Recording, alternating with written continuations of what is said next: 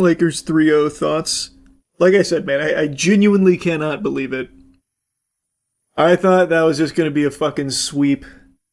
No Luka, no Reeves. Like, I don't know how the Rockets are getting spanked by them. I genuinely don't get it. But it is pretty impressive. It is pretty crazy. I didn't see the ending to Game 3, but I hear it was actually all a LeBron carry job. LeBron needs to retire already. He has more money than God.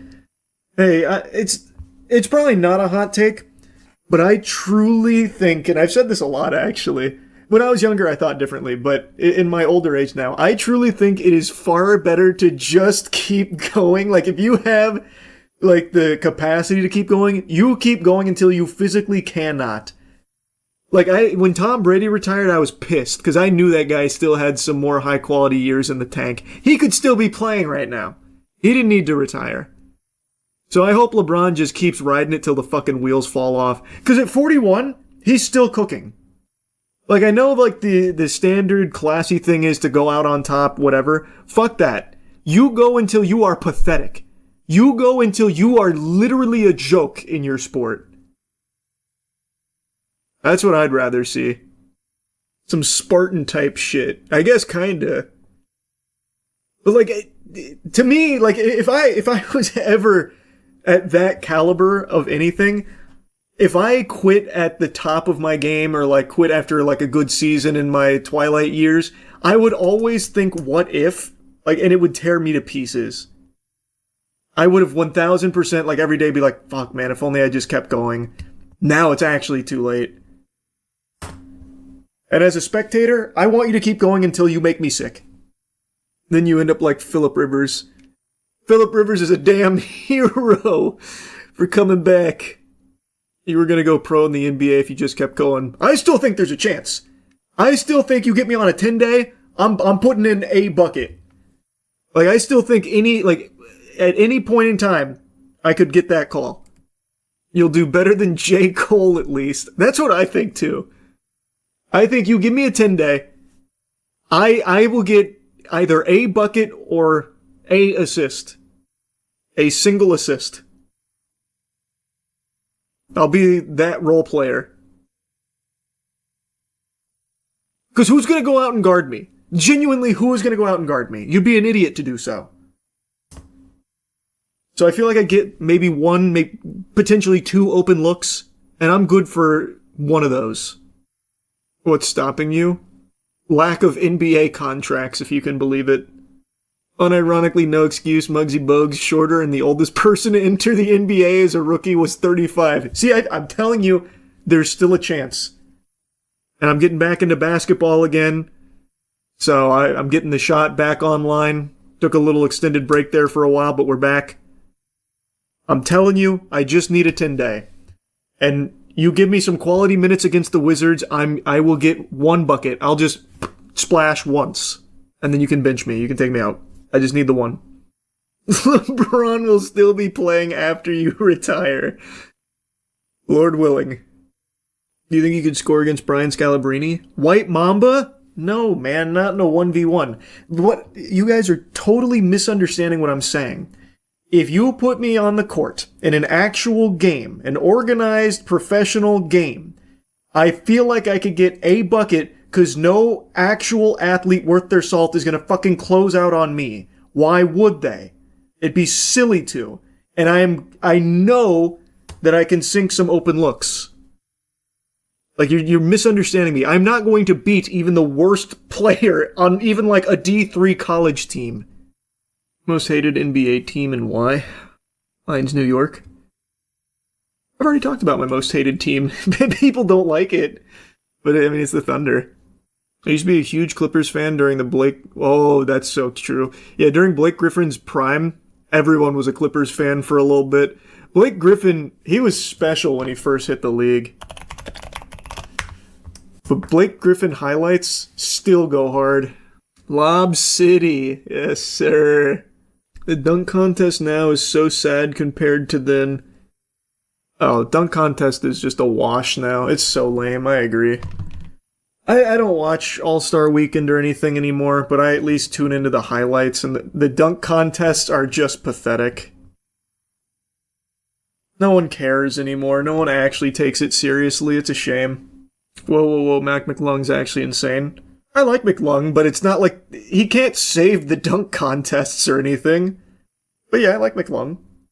Can't believe he hates the Thunder, reigning champs, eventual 2-time MVP soon, lol. Brother, I hate his brand of basketball. An extraordinarily talented player who uses his gift for evil. Fucking foul baiting. Free throw merchant shit. And I know the cope is, he doesn't even have the most free throws in that kind of shit. I understand the cope.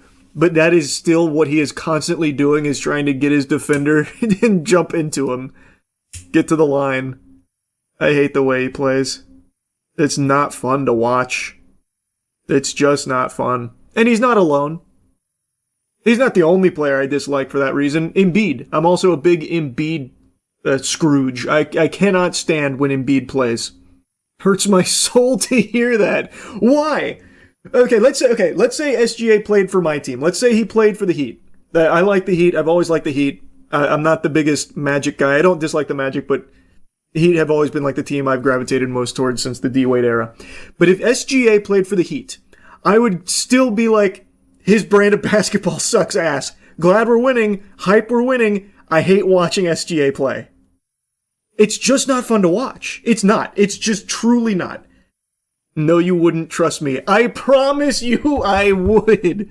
1000% I would. Were you a big Jason Williams fan? His passes are still unreal. I still try and do Jason Williams passes in pickup games. I love Jason Williams. His highlight reel is a banger. God, he was so cool. He was so cool. Anyone remember this one?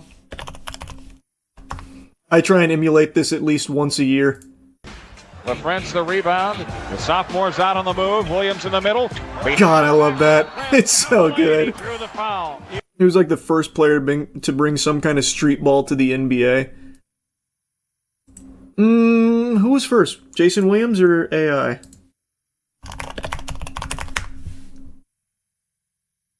I can't remember. Jason Williams came in 98. And Allen Iverson came in 97. So Allen Iverson beat him by a year. Allen Iverson was the one that really innovated the street ball game in the NBA. It is still such a crime that he had no ring. But he was loyal to the 76ers, bro. Allen Iverson, my favorite basketball player of all time. T-Mac goated. No one ever brings him up. Holy, we got an actual cultured basketball enjoyer in here. Tracy McGrady. I actually have a basketball signed by the T-Mac Magic Squad. I just pulled it out of storage the other day. I've got it sitting on the counter out there. I don't know what to do with it because it's kind of rotted out. Put it in resin. That's a good idea. Kobe himself said T-Mac was the hardest player he played against. T-Mac had some incredible stuff, man. He really did have an incredible... Well, unfortunately, he didn't have like a ton of success, but he had incredible highlight reels. Yeah, I thought so. Yeah, he went winless in the playoffs. I had to double check. 0-6. He scored 13 points in like 50 seconds. You're underselling it. It was 13 points in 33 seconds, I think. Yeah, 33 seconds. Who do you think is better, Duncan or Kobe? I've really seen those two put against each other. Duncan is quietly just like one of the best players to ever play the game, though. I still think Kobe, but Duncan is definitely up there. Duncan definitely had I would say Duncan had a more, like, impressive, like, success rate, though. That guy's win rate was unreal. I don't know what it is, but it was crazy. But as far as, like, individual talent, I would still say Kobe. What do you think the golden age of the NBA was? Oh, that's so easy for me, though. For me, it's the mid-2000s. I just think it was such exhilarating ball back then. I loved the early 2000s ball. That mid-early 2000s ball goes crazy. You had people, like, actually, like, genuinely going crazy for it. You had street ball going in the NBA, like Allen Iverson, Jason Williams. And then you had so many incredible series back in the day. You had D Wade in his prime. You even had like the D Rose, like a brief era. It was so fun. D Rose was like on the tail end of it. I actually think for me, the NBA started going downhill after D Rose's injury. After that, I feel like everything changed. So when you were a kid, basically. But I still look at some of those games from time to time. And I still think it's incredibly fun to watch. All went downhill once Steve Nash left the league. True. Everything is too three-point prioritized, less of a spectacle. Streetball culture is mostly gone. Okay, let's not get carried away. Streetball culture isn't gone. It's just not present in the NBA at all anymore. But yeah, I agree with the first part. Everything is kind of focused around three-point and foul baiting right now. That's a good chunk of what you'll see. For a while, it was really common to see people use a very particular argument that I think is super stinky when it comes to reviews for movies and games. If someone critiqued a game or a movie, you would oftentimes find some very enthusiastic warriors going to bat for this multi-million-dollar property in order to fight for its honor, doing PR for free for them so they can continue to fondle their balls. And one of the go-to strategies in their bag of tricks while melting down that someone didn't like something they liked would be, oh, let's see you do better then. Oh, you didn't like this? I saw you criticize this? Oh, where's your resume? You must have done better, right, to have this opinion? Let me see. What have you done that's so much better? And every single time I'd roll my eyes because it's just so pathetic. It's a weak-ass argument. You don't need to have created something of higher quality to have an opinion on something that you just consumed. The same way that you don't need to be a professional basketball player to have an opinion on how a game went down. It's so fucking stupid, and luckily we've finally evolved past that point. I don't see that much these days, but it's always been interesting food for thought. What would happen if a movie critic actually did make a movie themselves? What would that look like? Would it be good? And this is the first, to my knowledge, at least to this scale, of that very phenomenon happening. A huge YouTube movie reviewer named Chris Stuckman, whom I imagine many of you have heard that name before, maybe you've even been Stuckmanized at some point, has now just had his first foray into directing his own feature film called Shelby Oaks. He's made his directorial debut on the big screen. It's just come out. I just watched it, so I want to give you my review of it. Now, I'll mention this at the top. I have watched many Chris Stuckman reviews in the past. Not so much in modern times because since becoming a filmmaker himself, he seems far more hesitant to actually criticize movies and is instead focused on just the positives of them, which is not really my cup of tea. If I'm watching a review of something, I want to know the pros and the cons. I want to know the positives and negatives. Nothing's perfect, and I want to know what worked and what didn't. Now, it's of course entirely his call to make with his channel there. It's just, like I said, not typically what I've been looking for in reviews, but that doesn't mean I dislike Chris Stuckman, and I'm more than happy to pay tickets here to go see his film and show some support for taking this big leap into this new field here. But the reason I mention this at the top is because, as I've said before, I do my best not to let any extenuating factors influence my view of the film. I try not to let any of these kind of biases into my review of a movie, so I'll be looking at Shelby Oaks on its own merit, on its own two legs, setting everything else aside. So, Shelby Oaks, is it good? It's fine, and at times, pretty good. Most of what works is front-loaded in the beginning. Like, the first 35 minutes of this film, I was really enjoying it. I thought it was an interesting premise they were setting up. It's all found footage that I thought was done very well. And then, after, like, the first 35-ish minutes of the movie, it then just falls into horror movie tropes and walks the same path millions of other horror movies have come through fucking fee-fi-fo-fumming and stomping around on. And it just becomes very underwhelming. It's disappointing given how effective I think the first 30-ish minutes were of getting you interested in what's going on here and invested in it.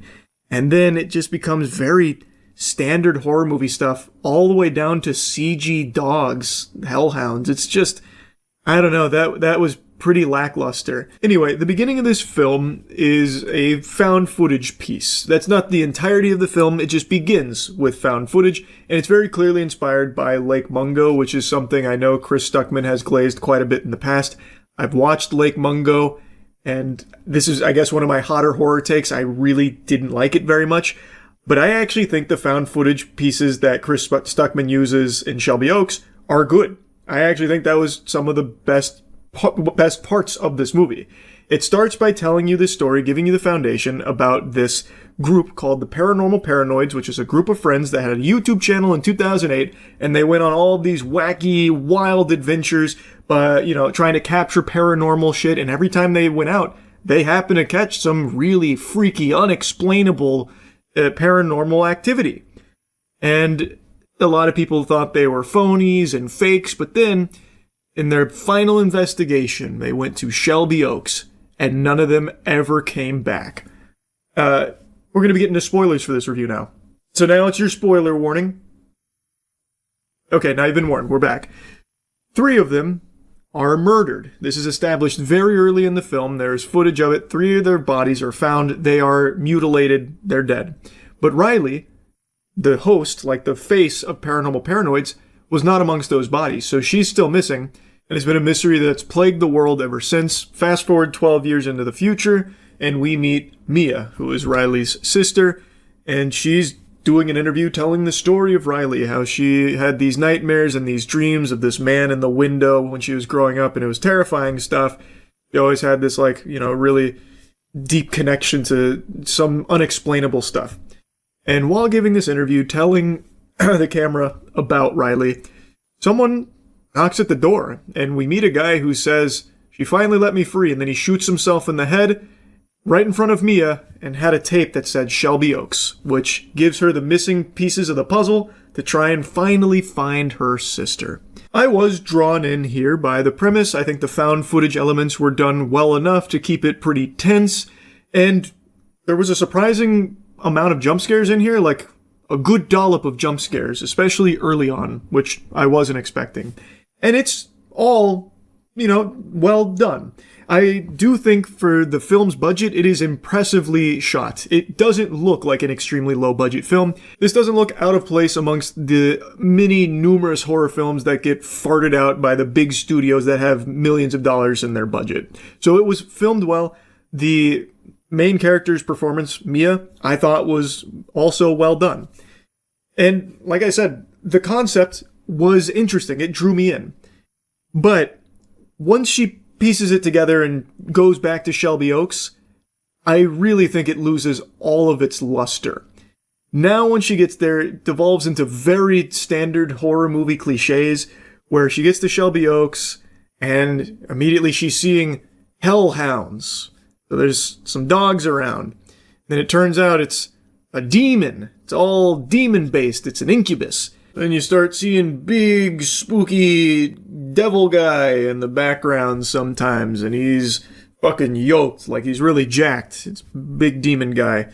And he's the one that's been wreaking havoc on Shelby Oaks and, keeping Riley held captive with an older, creepy woman who lives in a trailer. Or, well, I guess it's not like a trailer, but lives in like a small cabin near Shelby Oaks, and that's where Mia ends up.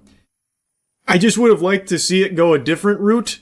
I thought it was going in a different direction with how they were setting it up in the found footage. So when you get to this big reveal about it just being a demon who has hellhound guards, it's kind of underwhelming. Especially because they then just fully vomit everything to you. They explain everything about what was happening and why Shelby Oaks is the way that it is, and why Riley's been held captive here in this old woman's basement, the very cliche horror movie old woman. And it even does one of my least favorite things in all horror movies, where it has like the demon, of course, because that, I guess, is just the staple in all horror movies now.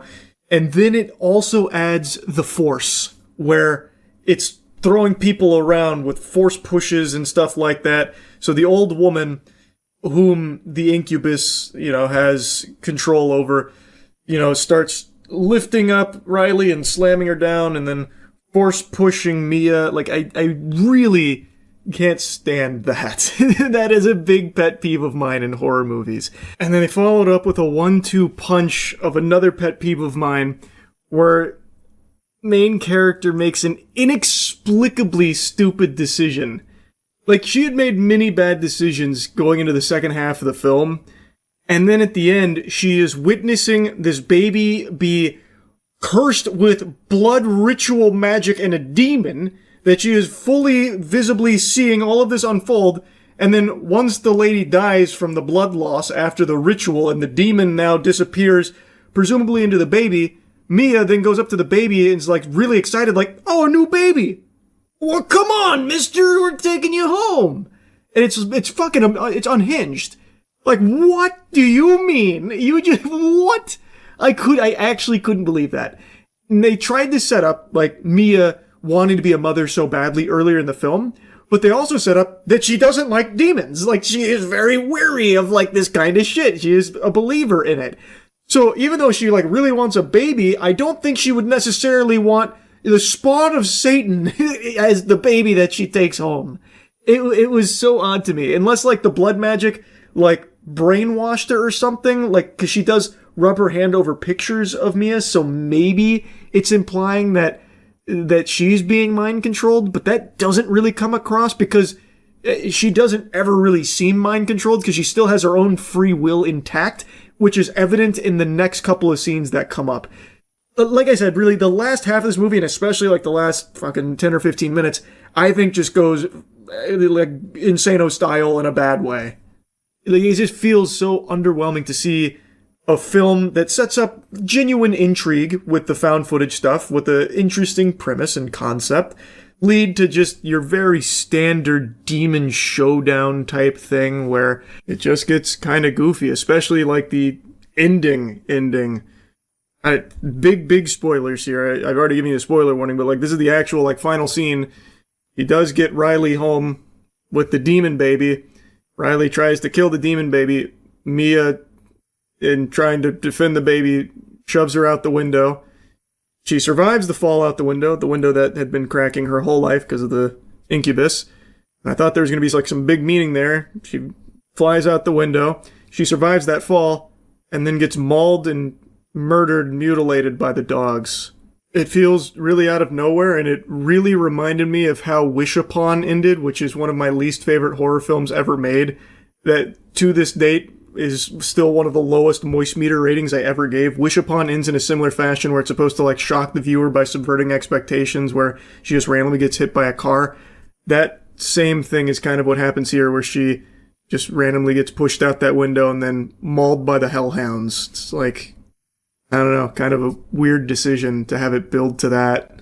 Especially when you consider that Riley has been raped and tortured for 12 years in that household by this demon, forced to carry numerous unsuccessful births, and then he finally gets free, only to get pushed out the window and mauled by dogs, like, instantly. I don't know, it just, that really was an odd choice for, like, the actual end. They then also try another big reveal about how Mia was actually the intended target this whole time to raise the baby. I just don't think these plot points were landing the way they wanted to, and they were really trying to put a lot of, like, shocking things here at the end that I don't think worked. The movie was at its best when it was making you focus on this footage from Riley's camera to try and piece together, like, what might have happened. Oh, am I seeing something over there? Or what's that? Like, you having to pay attention and having to think, like, wondering what's going on here. And then the second half, it's just completely abandons that and just is like, here's a hellhound dog jump scare. Here's demon guy. Here's creepy old lady with weird eyes, 'cause demons got her. Also, by the way, that old lady, she wasn't very far outside of Shelby Oaks. Like, she was still, like, right on the outskirts. How the fuck would the authorities have never found that place, by the way? Riley was in the basement of that place for 12 years. How did authorities never find that building? I don't know if I missed something or what, but Mia was able to find it pretty quickly from the amusement park. It did not take her that long. By following a hellhound, by the way. A hellhound that nearly mauled her to death at the prison just like 3 minutes ago that she was terrified of, but now she sees it again and decides to follow it like she was following a spirit animal. Why? But anyway, it does lead her, like, right to this building, which, again, was only, like, a brisk walk away. There's just certain things in the script here that I just don't think worked super well, from some of the dialogue to some of the scenes. Most of them, pretty much all of them, are at the end of the film. Like I said, the first, I think it's 30, 35-ish minutes where it's the found footage pieces and setting up the story and concept were really enjoyable. I was drawn into it. But man, once they go off of the tapes and now Mia is about to go to Shelby Oaks, from that point forward, it just gets pretty weak. And since it is so many horror cliches you've seen so many times, even though it's not poorly done, it's not terribly executed or anything, it's just you've seen it so much that it all just becomes meh. It feels like it did a really good job of setting something up that most people will be interested by, but then wasn't able to deliver on the premise super well. Anyway, for Chris Stuckman's directorial debut, I think this is a spirited first attempt with room for improvement. And I hope this isn't one and done. I hope that he directs another feature in the future that learns from some of the mistakes here and makes something that surpasses it. I think there were some good signs for his future as a filmmaker, most of which were showcased in the beginning of this film. It's a mixed bag. There are things to like, and there are things to not like. But overall, I give a lot of props to Chris Stuckman for making a fucking movie. It's easy to talk about films. It's hard as fuck to make them. And I think for his first big attempt at it, it is a passionate first attempt. So, anyway, that's really about it. So, yeah. I know I've already covered a case similar to this, but this one's even more egregious. A 50-year-old grandmother spent 6 months in the slammer doing hard time because AI tools flagged her as a suspect in a bank fraud case. But it turns out the only fraud here was Jarvis going rogue and for some reason targeting Angela Lips. She spent 6 months behind bars for this. Police in North Dakota, using AI facial recognition technology that they must have found on fucking Temu, flagged her as a suspect in a bank fraud case in North Dakota. Now, Angela Lips is a mother of 3, grandmother of 5, and has lived her entire life in north central Tennessee, roughly 1,000 miles away from where the crimes she was accused of committing took place. And yet still, U.S. Marshals showed up at her doorstep last July while babysitting 4 kids and arrested her at gunpoint. The lore goes as follows. There was a woman in North Dakota that was using a fake U.S. Army ID to withdraw tens of thousands of dollars, and then Fargo police were investigating. They ran the surveillance footage through facial recognition software, and it returned a match to Angela Lips. And then, hallelujah, Flesh and Blood came in, but unfortunately he was missing a brain. A detective compared Angela Lips, that was flagged by the facial recognition software, to her Tennessee driver's license and social media images, and concluded she was the perpetrator based on facial features, body type, and hair. Nobody from the department contacted Lips before U.S. Marshals arrested her at gunpoint on July 14th while babysitting those 4 kids. I already know exactly how that detective's thorough analysis went, because we'd actually already seen this before in the last case I covered of AI incorrectly identifying a suspect and leading to an innocent person being arrested. In that last incident, what happened is the authorities were comparing, AI had flagged somebody, and they were comparing driver's license to the picture, and he just basically said, well, alright, if AI says so. There is this blind trust in AI from authorities like this to just do their job for them. So I feel pretty confident that this detective most likely just did the exact same thing, like, alright, AI said it, and AI's never wrong. She's definitely guilty. Let's, sick the Pinkertons on her. Let's get the U.S. Marshals. We'll rappel down. We'll blast through the windows. Maybe let's tear gas that bitch. Let's go hog wild. We already know she's guilty. AI's flagged her. I imagine that's exactly how that went. It is incomprehensible that they acted solely off of AI saying that this is probably that person in the video. They didn't contact her. They didn't question her. They did no actual investigation of this woman before swooping in with the U.S. Marshals holding her at gunpoint in front of the children that she was babysitting. And then it only gets worse from there, because she sat in jail for 108 agonizing days before North Dakota officers collected her, and her attorney, Jay Greenwood, immediately requested her bank records, and Fargo police finally met with Greenwood and Angela on December 19th, 5 months after her arrest, and records showed that she was buying cigarettes and depositing Social Security checks in Tennessee at the time police placed her in Fargo. So she literally could not be the suspect guilty of bank fraud in North Dakota. And they didn't bother to do any investigation or anything at all, clearly, and she had to sit there and stew, marinating in jail for 108 days for doing nothing wrong, literally doing nothing wrong and having no idea why she was there or what the fuck had even, connected her to this crime.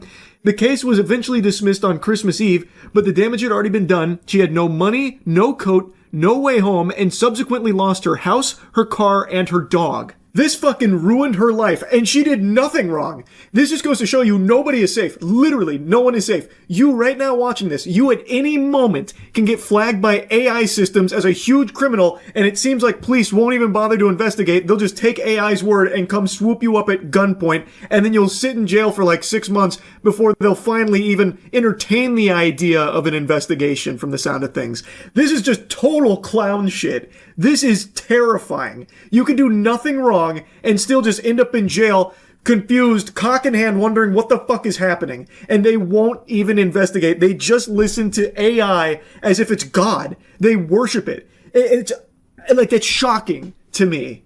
It's scary. She lost her house, her car, and her dog. And they're doing nothing to, compensate her for this or anything. And when they did finally dismiss the case, it sounds like they just, kicked her to the curb, literally dumped her outside, potato sacked her, threw her out like a, fucking bowl of dirty tomatoes, and just said, good luck, find your own way home. Just kidding. I know you lost it. It's wild just how out of control this is. And this is not an isolated incident. As I've said, I've already covered a case similar to this, but not quite to this extreme. The other person who was found guilty by AI, even though they had done nothing wrong, they were not guilty. AI false flagged them. That person was pretty quickly exonerated. This took 6 months and actually ruined her life. She lost, everything as a result of it. Just listen to this. She was booked in Tennessee County Jail as a fugitive from justice from North Dakota. So because she was considered a fugitive, she was held without bail and sat in jail for nearly 4 initial months. And then she got a court-appointed lawyer for the extradition process and was told she'd have to travel to North Dakota to fight it. She even stated, I've never been to North Dakota. I don't know anyone from North Dakota. So even though she's 1,000 miles away, the conclusion that they drew from that isn't that maybe AI flagged the wrong suspect here. Maybe this isn't actually a person of interest. Maybe we should follow up with this and see if this is actually a guilty person or someone associated with this in any way. Instead of anything logical or sane, they instead said, oh, she must be a fugitive. So go in guns blazing and throw her in county. And since she's a fugitive, that's no bail and we don't have to do anything else. She can just sit there and rot for 4 months. That's horrifying. So again, you sitting right there, maybe you've done nothing wrong your entire life, but you are not safe from this. At any moment, it seems like AI could just false flag you as a suspect anywhere across the country here. So let's say a criminal goes out there and does some nefarious activities in Rhode Island, and maybe you did a facial scan to verify your age on Discord a month ago.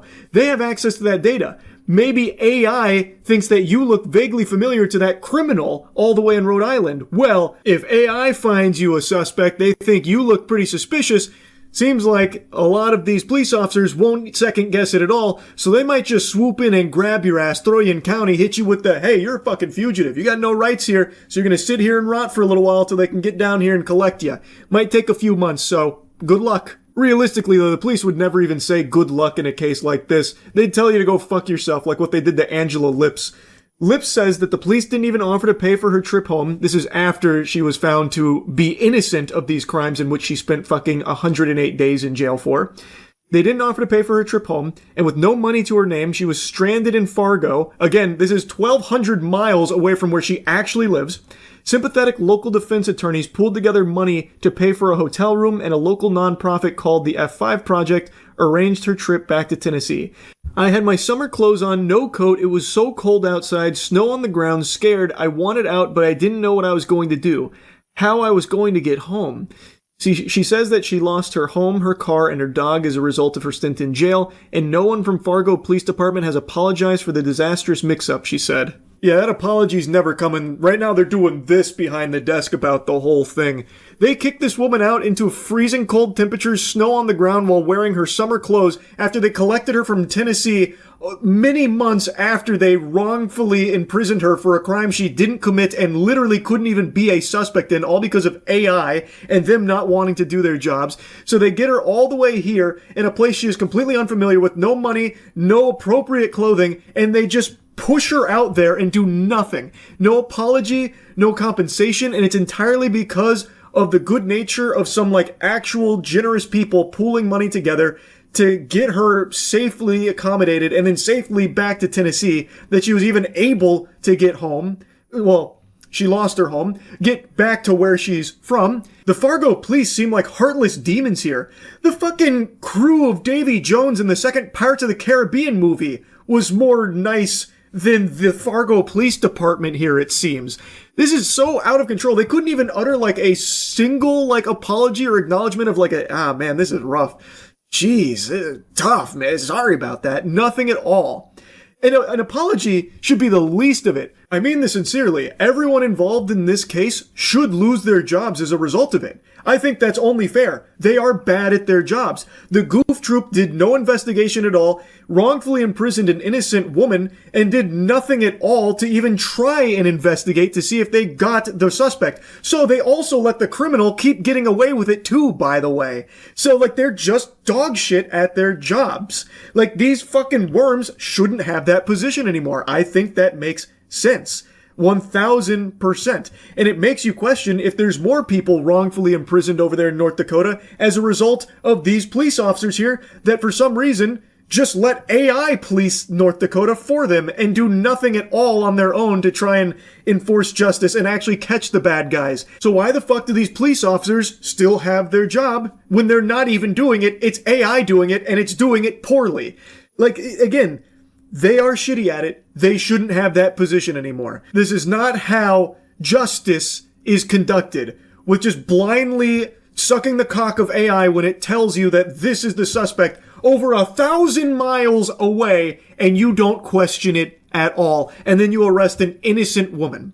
This should be a much bigger deal. This should be a much more alarming case everyone should be talking about, because this is a woman who's not even in the same fucking state that has now just spent 6 months in jail over doing nothing. She did nothing wrong. I had no idea what was going on or why. And then ended up getting kicked out of the police department in a state she's not from, with no appropriate clothing for the weather, no money, no transportation, no means of getting home or anything at all, and not a single attempt from the police to try and rectify this, not a single apology from them, no compensation or anything, even though it is solely their fault, entirely their own fault.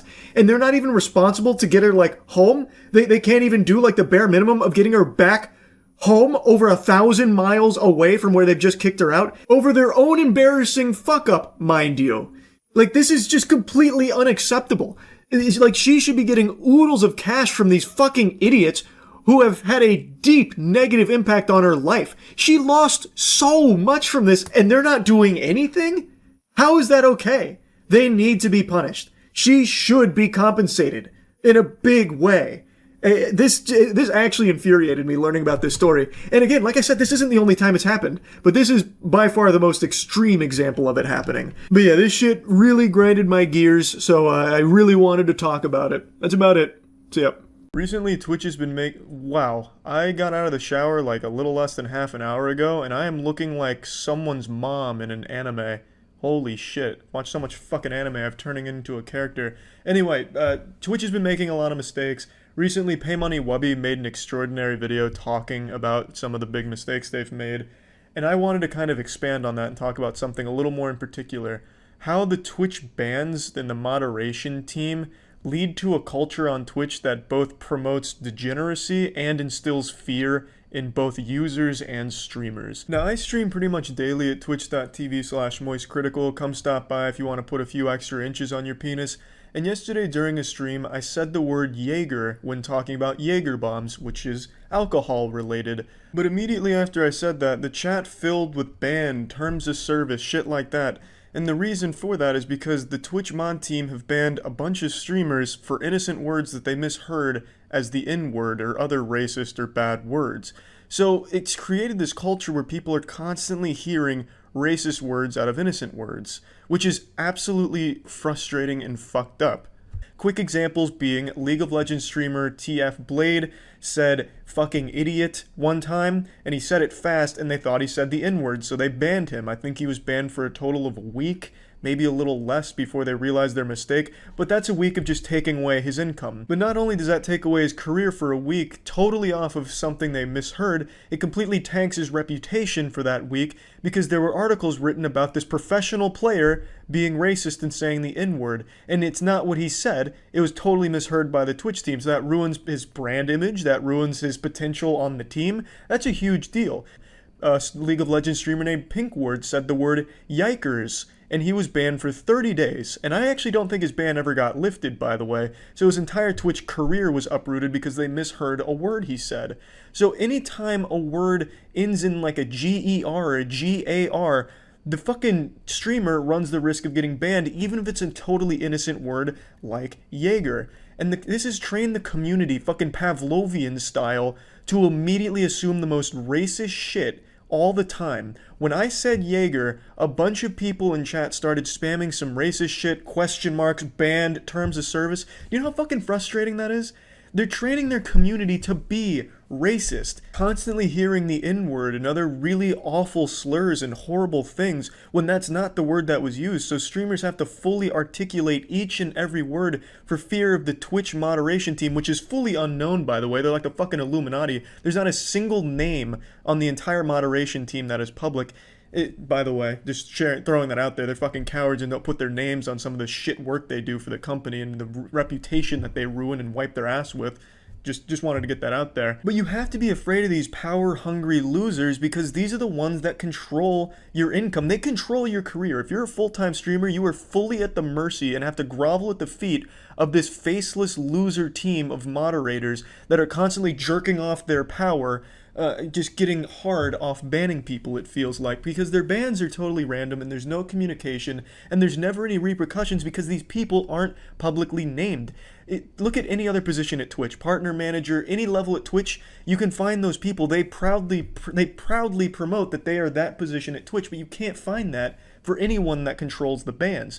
I've talked to a lot of people at Twitch, and everyone I've ever communicated with at Twitch has been nothing but wonderful, kind, helpful. I really have had nothing but a positive experience with the people I can and have talked to at Twitch.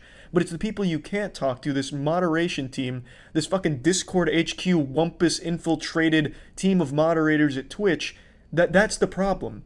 They're degenerates that you can't communicate with and don't care about you. They can ban you on a Thursday, and since they take weekends off, just unban you on a Monday and take away 3 days of income just for fun. And there's nothing you can do about it. That is totally within their power if they felt like doing that. I've never been banned on Twitch for any length of time, but I'm pretty sure that's going to change after posting this video, because I feel like the Twitch mod team is vindictive. I know that the Twitch team watches some of the videos that criticize them, and I think that behavior is very healthy for a company to open themselves up to criticism and see what the community has to say.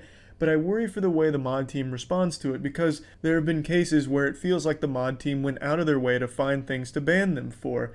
There have been cases where streamers got banned for a VOD that was months old at a very obscure point in the VOD where there is a single frame of a single pixel of a single tip of a penis that exists for a split second, and they get banned temporarily for that. It just seems like they really do try and find ways to ban streamers that they may not like. But to be fair, they don't have to do that. They can literally ban you for no reason. Like in Pay Money Wubby's case, they banned him and then just outright admitted it was a mistake 5 days later. They can absolutely ruin careers on Twitch for no reason and never have anything happen. They're not at risk of losing their position. They're not at risk of anyone coming up and, reporting it because you don't know how to. Because you don't know these people. Only one person I've talked to at Twitch has had any communication with the mod team. That is how isolated that group of people is from everyone else at Twitch HQ. I've talked to a myriad of different positions at Twitch, a bunch of different people, and only a single one has ever had direct contact with anyone on their moderation team, at least that he would share with me.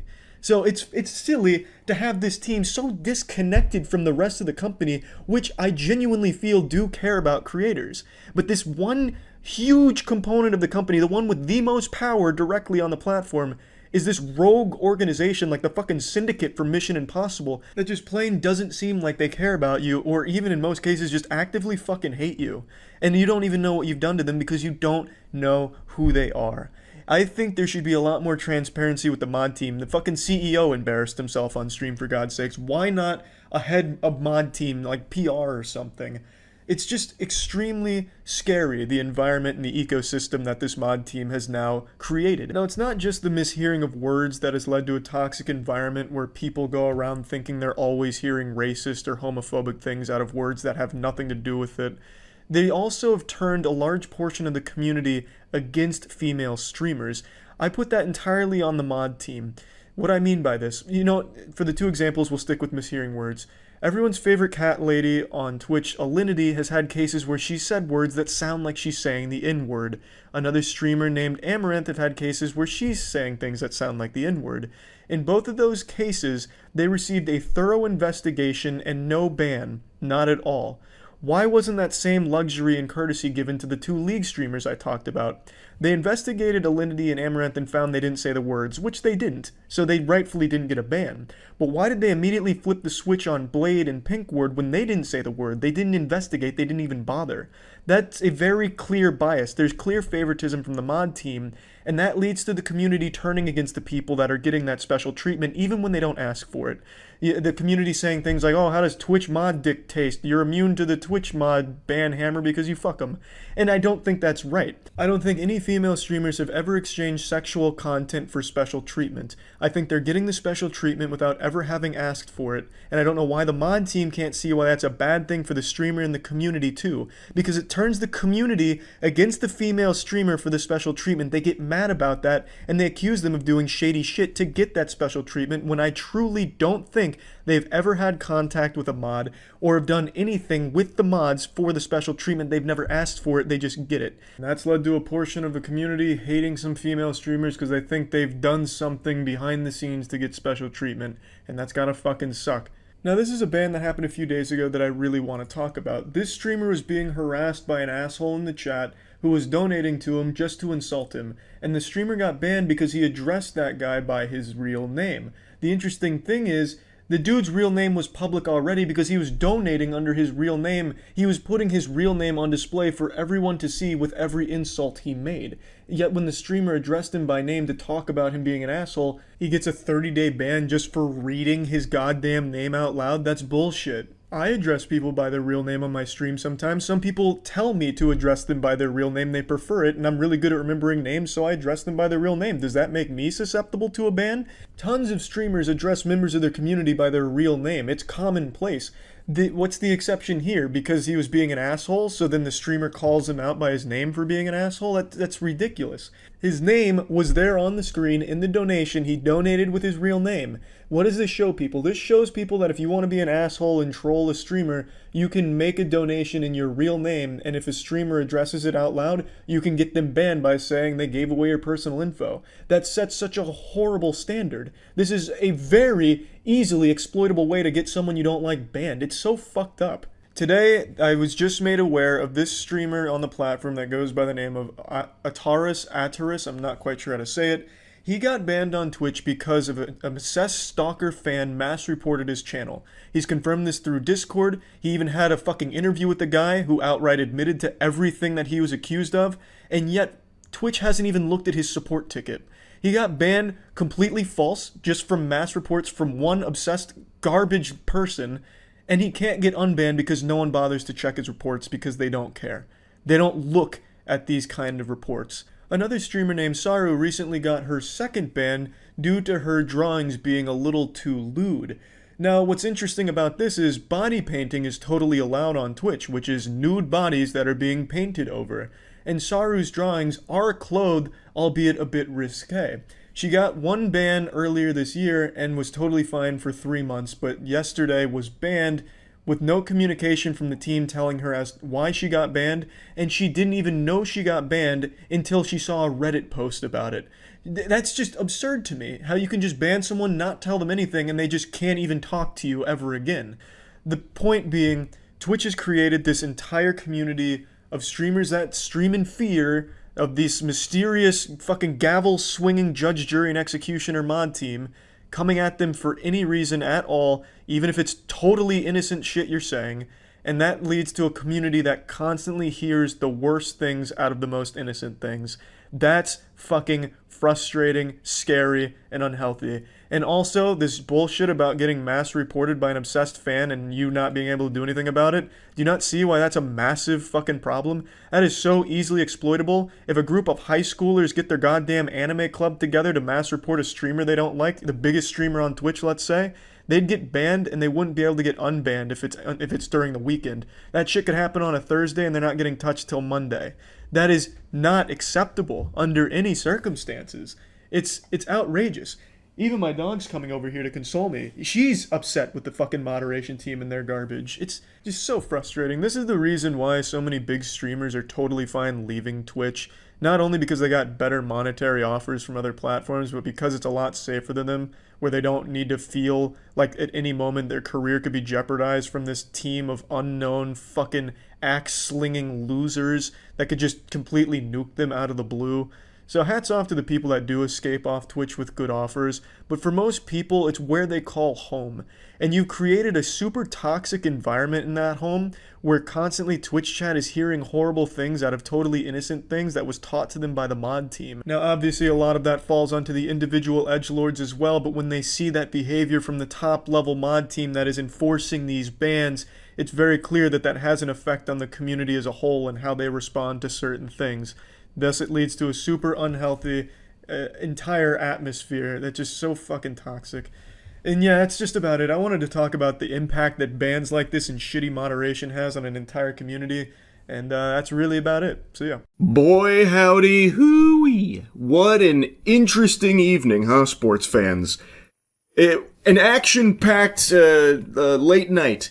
Trump started attacking Pope Leo, which sounds like the title to an epic rap battles of history video, Trump versus the Pope, but he actually went in attacking Pope Leo, and then a little while later posted an AI-generated image of him as Jesus Christ healing the sick while being worshipped and having some kind of demon like Baphomet leading the troops above him with the golden lights. This thing looks like something out of fucking Silent Hill. This is a real post Trump made, by the way. Big breaking news. As I was making this video, he deleted the post and he just gave a little speech out of nowhere here. I guess this was such a huge deal. It called for his immediate attention and he was asked about it, and this is his response. Mr. President, did you post that picture of yourself depicted as Jesus Christ? Well, it wasn't depicted. It was me. I did post it, and I thought it was me as a doctor, and had to do with Red Cross as a Red Cross worker there, which we support. And only the fake news could come up with that one. So I just heard about it, and I said, how did they come up with that? It's supposed to be me as a doctor making people better, and I do make people better. I make people a lot better. Oof. So that immediately throws a lot of the cope into the shitter from people that were still doing all they could to defend him, saying it must have been one of his staffers again going rogue, getting a little rambunctious, or no, this is actually a 5D chess move from Trump because he got into this, spat with the Pope. So it wasn't him depicted as Jesus Christ. It was just a little tomfoolery depicting himself as the Pope, not Jesus. And he immediately says, no, you guys are wrong on both those. In fact, I did post it, and I thought I was a doctor. That's what I thought. Which no one was saying, because I don't know how anyone could look at that and think that that's a doctor being depicted there. Holy delusion. Is there any human being on the planet that buys that? Yeah, doctors, famously not in scrubs or anything, always in white robes, white and red robes, with glowing golden hands, healing people. They don't use medicine or anything. They use their hands to do that. Glowing gold hands. That's what doctors do. And also having demons flying above with golden radiant light there. What a fucking dog shit explanation. He didn't even go for what I thought would be the easy layup to weasel his way out of this in the eyes of the fucking brain-rotted fungus that still, like, loyally sucks his cock. I thought for sure he would just blame it on a staffer again, like, oh, it looks like he, did this on his own. I had no idea. This is disgusting stuff. This is gross. I would never condone that. He didn't even go for that. He just said, like, yeah, I did post that. Thought I was a doctor with the Red Cross. And of course he had to try the fake news angle, but that's not going to work because even his most loyal cock gobblers got very upset with this. And rightfully so, by the way. So that doesn't exactly fly all that well. Not exactly the greatest move here from old Trump. And this has finally been enough to snap some of the most brainwashed drones out of his spell and realize, oh, this guy's not actually a Christian. Blasphemy, idolatry, sacrilege. The administration has normalized all of this, and Trump doesn't even really hide it either. And he started off rip. He didn't even put his hand on the Bible while being sworn in for some odd reason.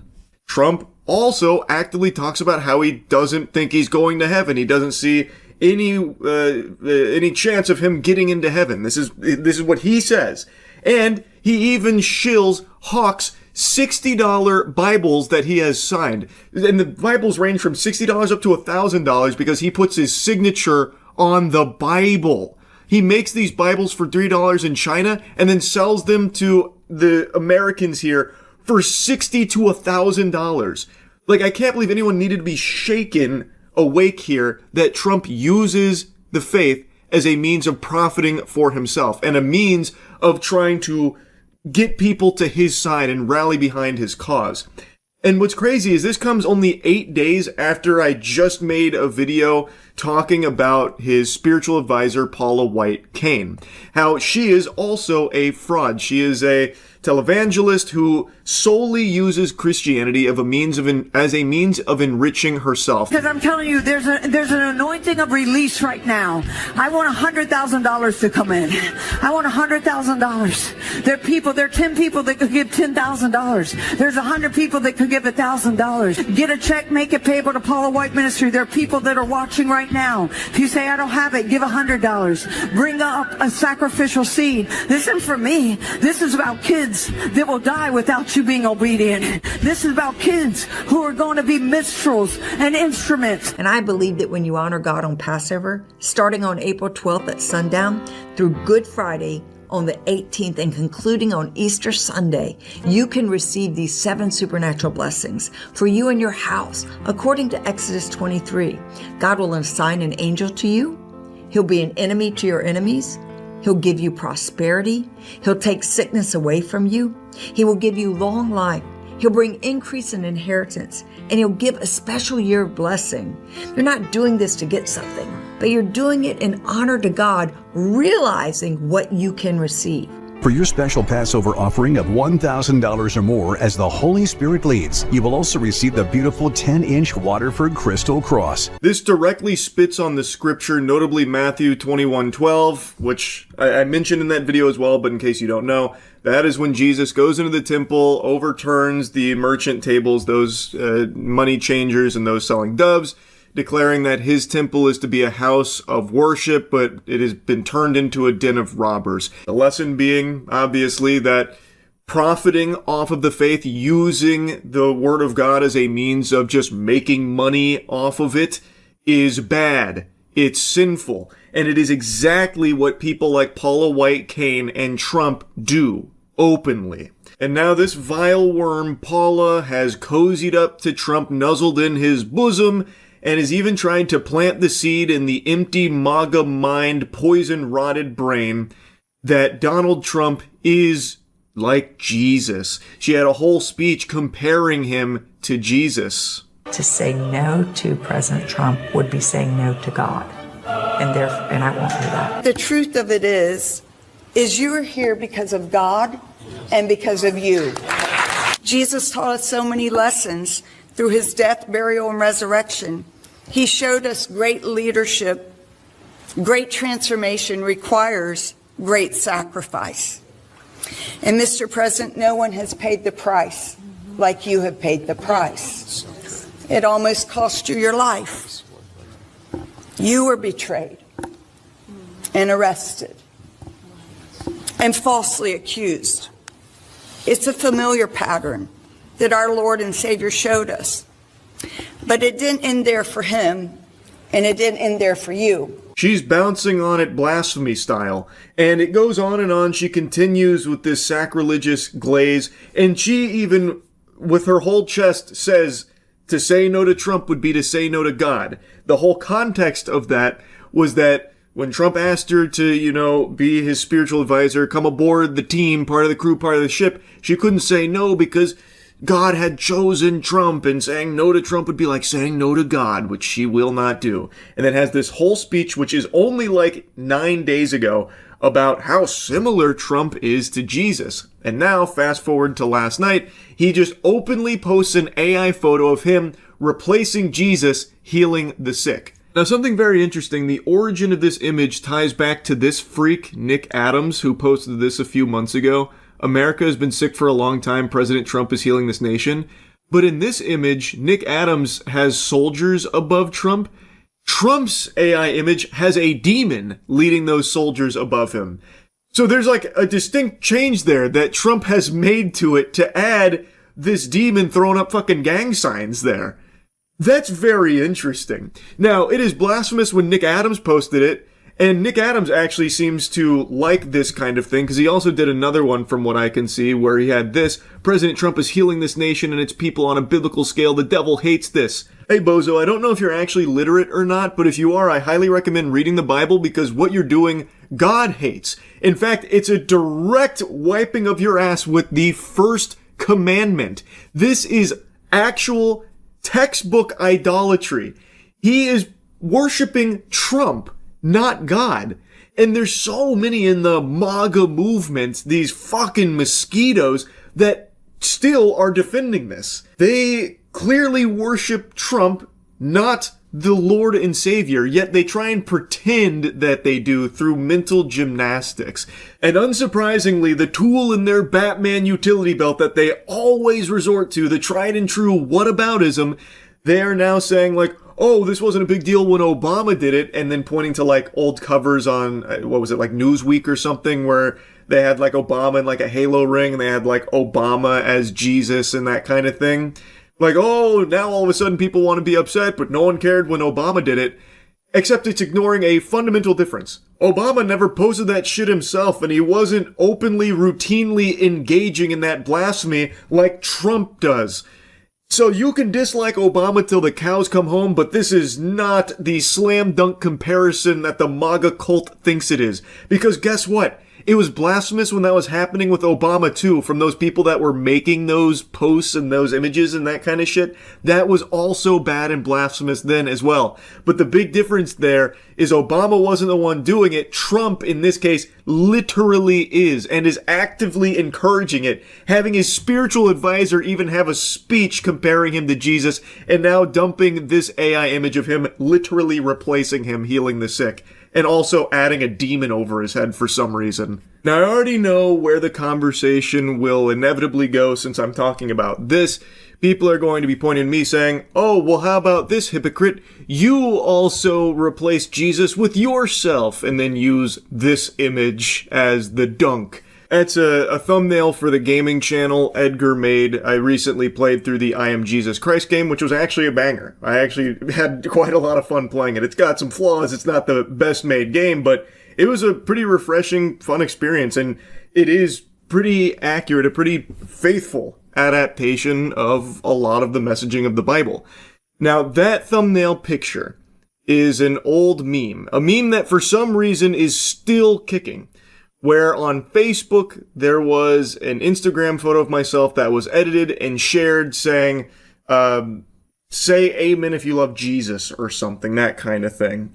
And a lot of elderly Facebook mothers really ran hog wild with it, saying amen. Some of them even printed it off. It was like a big wacky situation that unfolded, believing that my appearance resembled that of like depictions of Jesus, that kind of thing. So it became a big meme of Charlie looks like Jesus, that thing. Now, I think there's a huge difference with that of this guy looks like images of Jesus versus this guy is literally Jesus. That is the messaging of Trump's spiritual advisor and Trump himself posting that photo, replacing him healing the sick. This wacky meme has never been replacing Jesus or comparing to Jesus or anything like that. It has only ever been, haha, he kind of looks like him a little bit. In the same way that people portray Jesus in plays or something. It's not a serious, replacement of Jesus or anything like that, or besmirching the faith. Whereas with Trump and his administration, they are literally saying that he is just like Jesus, and even outright stating that he is healing the nation like Jesus and replacing Jesus with Trump. They are worshiping Trump over the Lord and Savior. That is blasphemy. Anyway, I just had a feeling that this would be brought up when it comes to this topic, so I wanted to get ahead of it. Anyway, this whole thing has been crazy to see unfolding here. I just had to yap about it. That's really about it. See ya. What's up, everybody? It's Critical. I'm playing The Wolf Among Us again. Let's do this shit. This is right where I left off, so let the adventure continue. Stay off the grass. Sometimes be a disciplinarian. Well, the good news is I didn't want to go on the grass anyway, so I will be obeying that sign. It's all the commotion. What was that? Can't you read the sign? You have to stay off the fucking grass, you hooligan. Show yourself. Who are you? Oh, looky there. Stay off the grass is an option. Bigby's got his priorities in No order. walking on the grass. No White's orders. She made a sign and everything. That's right. Learn to read, you son of a bitch. What is this? Popcorn? What the fuck? Send her an apology. That's an interesting texture for hair. Hello, Bigby. Will you please stop disrespecting the sign that you almost stepped on? Wasn't expecting You anyone. ill-mannered homunculus? Have you no I know boundaries? this looks a little odd. Yes, it is odd. You're stepping on grass you shouldn't be. You're out pretty late. Is there some sort of curfew I don't know about? What's with a third degree? Yeah, there is a curfew. You can't be out past grass o'clock. So get the fuck off the grass permanently. I tell you, some people just don't give a shit about signs. Those are people you can't trust. Please, Bigby. Promise me you won't tell Beast you saw me. Oh, I'm gonna tell him I saw you. I'm gonna tell him I saw you on that He's grass. I'm gonna tell the as police is, too. And it would just make my life a lot easier. It'd make my life a lot easier if you wouldn't step on grass like you owned it. Get the 3-dot treatment. How do you like that? Yeah. Bet you're rethinking your actions now, aren't you? Bet you regret stepping on that grass after the 3-dot treatment. I will. Elevators are a lovely invention. They take you wherever you want to go, no questions asked. As long as where you're trying to go is vertical. Is that Thad Castle? Bigby, hey, wait up. What do you want? Oh, what the fuck? Have you seen my wife? Have you seen Beauty? Oh, that's your wife out there? Yeah, she was stepping on some fucking grass. You might want to give her a stern talking to. Have you? Yeah, I did. What? When? Just You're now. not even going to ask if she was stepping on You any saw her grass? Just now. That is absolutely ridiculous. For that, you get the 3-dot treatment. Learn to live in a civilized society. It's your fault. That is entirely your fault. Learn what's important in life. That's the attitude that gets you in trouble. Oh, don't give me your I'm hocus sure you were pocus shitty to mumbo everyone you jumbo. came across tonight. Not everyone. Name one. Oh, well, that's easy. Toad. Toad's my boy. We were gonna go to a strip Mr. club Toad? together Okay. until I busted up How his was car. Kids doing? He was yelling at him. Sounds about right. Well, good evening. Snow? Come with me. No, I'll come with you. We'll come together, and we'll form a bond. A covalent bond. An ionic bond. A hydrogen bond. A James Bond. Sorry, An Autobahn. What is it? I have no idea what she was saying. I'm just gonna ask her to slow down. Slow down. No. Keep up. We need to... Hi. Hello. Good morning. Or evening. Yeah. I didn't realize I was on the set to the new Home Alone movie. I have deduced without a shadow of a doubt that this right here is a victim to one of the aliens from the War of the Worlds movie and book. Let's find out what we have under the jacket. Let the curtain be lifted. Soon. Damn, that is a shitty Christmas present. Hang in there, Big B. You knew this girl? Almost. She's not a Monday, right? No, Monday's a day of the week. Who was she? She's a human. I thought That rules out the possibility of her being Tuesday as well. She looks familiar. She's a prostitute. She was a prostitute. Everyone said she gave the best head. It's alright, Big B. We'll find out what happened here. Oh, look at that, there's some blood over there. Is that your blood, Miss Snow? Did you go over there and, just drop blood that you happen to be carrying around over there? Is that what you did? This is just so surreal. It is rather surreal. Salvador Dali used surrealism in his paintings, but that's a discussion for another time. What do you want to do next? Well, Miss Snow, there's only one thing to do in a situation like this. And that's leave. Yeah, I think we've got it all under control. That blood over there was just probably from some unrelated incident. Pardon me, gentlemen, I've got an appointment. What are you, blind? What, you don't see there's a line? I see there's a line. I've been standing here a half hour already. I'm sorry to hear that. You get to just walk in? Yes. Must be nice being the sheriff. Do whatever the fuck you like. Enjoy the 3-dot treatment. Yeah, go ahead and remember that, tunnel snakes. Fucker. I don't fucking care. Doesn't matter to me, I gave you the 3-dot treatment. I'll remember it too. You asked me a question. Don't change the subject. You are to blame for this unpleasantness, Miss. Don't talk to her like that. As soon as I could. Don't worry, Miss Snow. I've got you covered. I'll disaster. impress you. Who else is to blame if not you? Back off, Ichabod. It's not her fault. I don't need your help, Big B. Alright, well, Instead of fuck trying to me. assign blame, maybe we should figure out how to catch the fucker who did this. Oh, his daughter, Faith. Oh, so the girl's name is Faith. The pieces of the puzzle are coming together. The name of this episode is Faith. Oh, that's interesting. Kingdom. Eventually, she married a prince who could see past the magic cloak and knew her true beauty. And they lived happily ever after. Happily ever after is a bit optimistic. She is decapitated at the moment. Should I mark it, Miss Snow? Yes.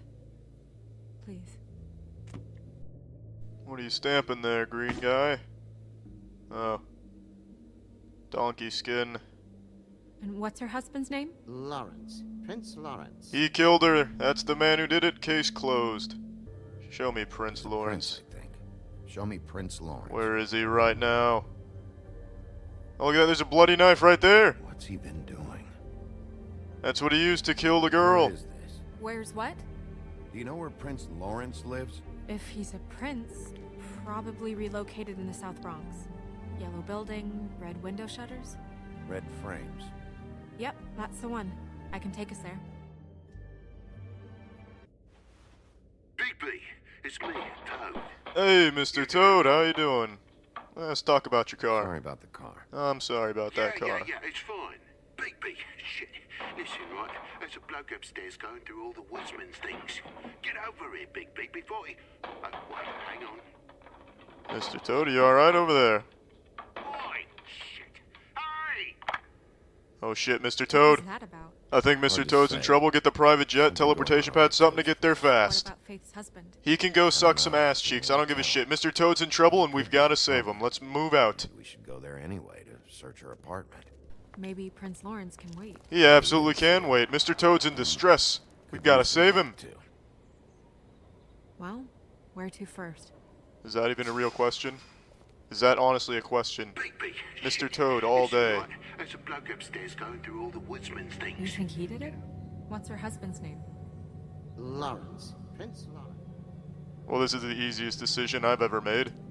Toad Just be sounds strong, like he's Mr. helping Toad. now. I'm on my way. Out Prince Lawrence after. The fuck do you think you're doing lying to me, Mr. Toad? Tell me the fucking truth right now, you son of a bitch. No, you go back to your room.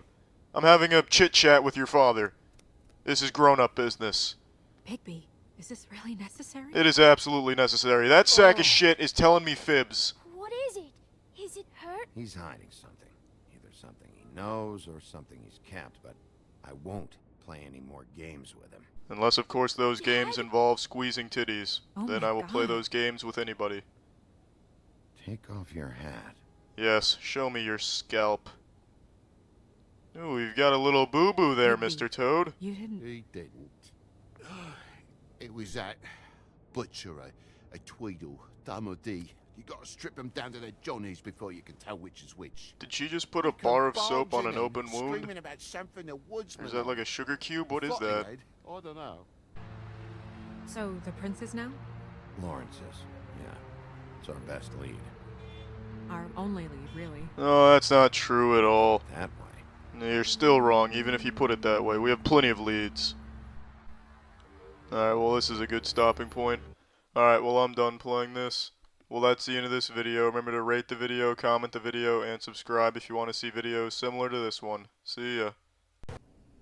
Oh, well then, yeah, who cares? Let them have an attitude. I don't give a shit if they got small dick syndrome and are a little aggressive.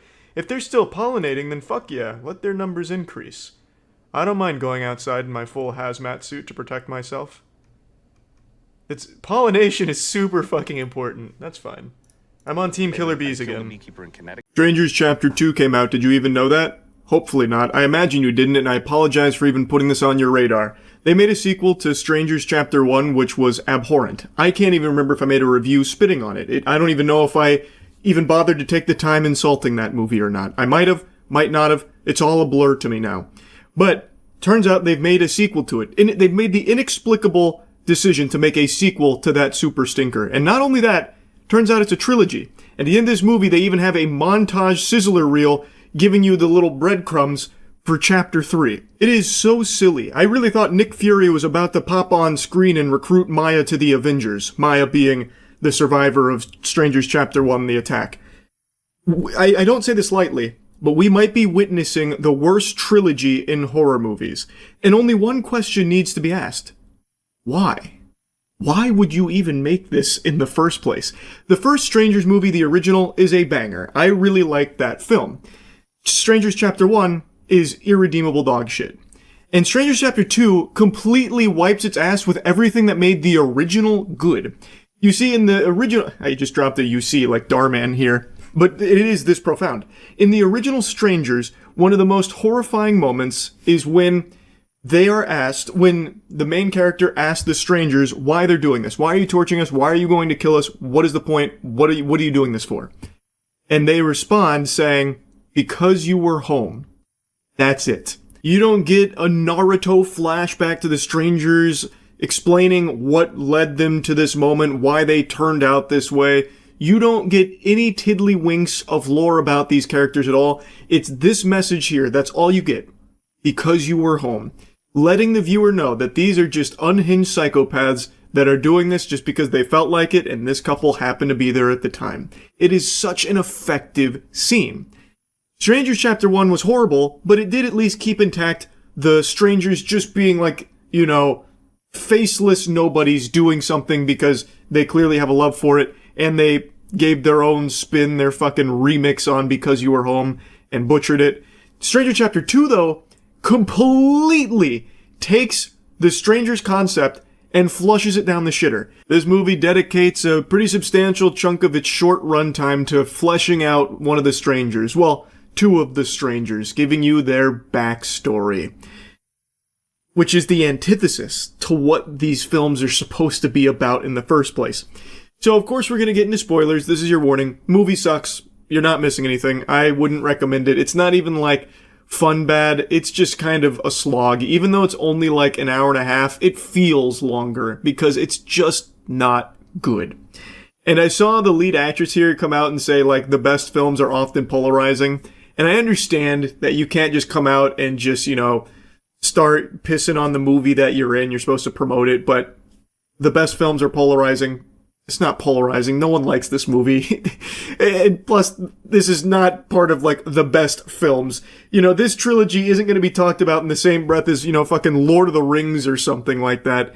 But anyway, Strangers Chapter 2 picks up pretty much immediately where Chapter 1 leaves off, where Maya has just been the victim of the Strangers' attack. Her fiancé was killed right in front of her, and she just barely survived, and now she's recovering in the hospital.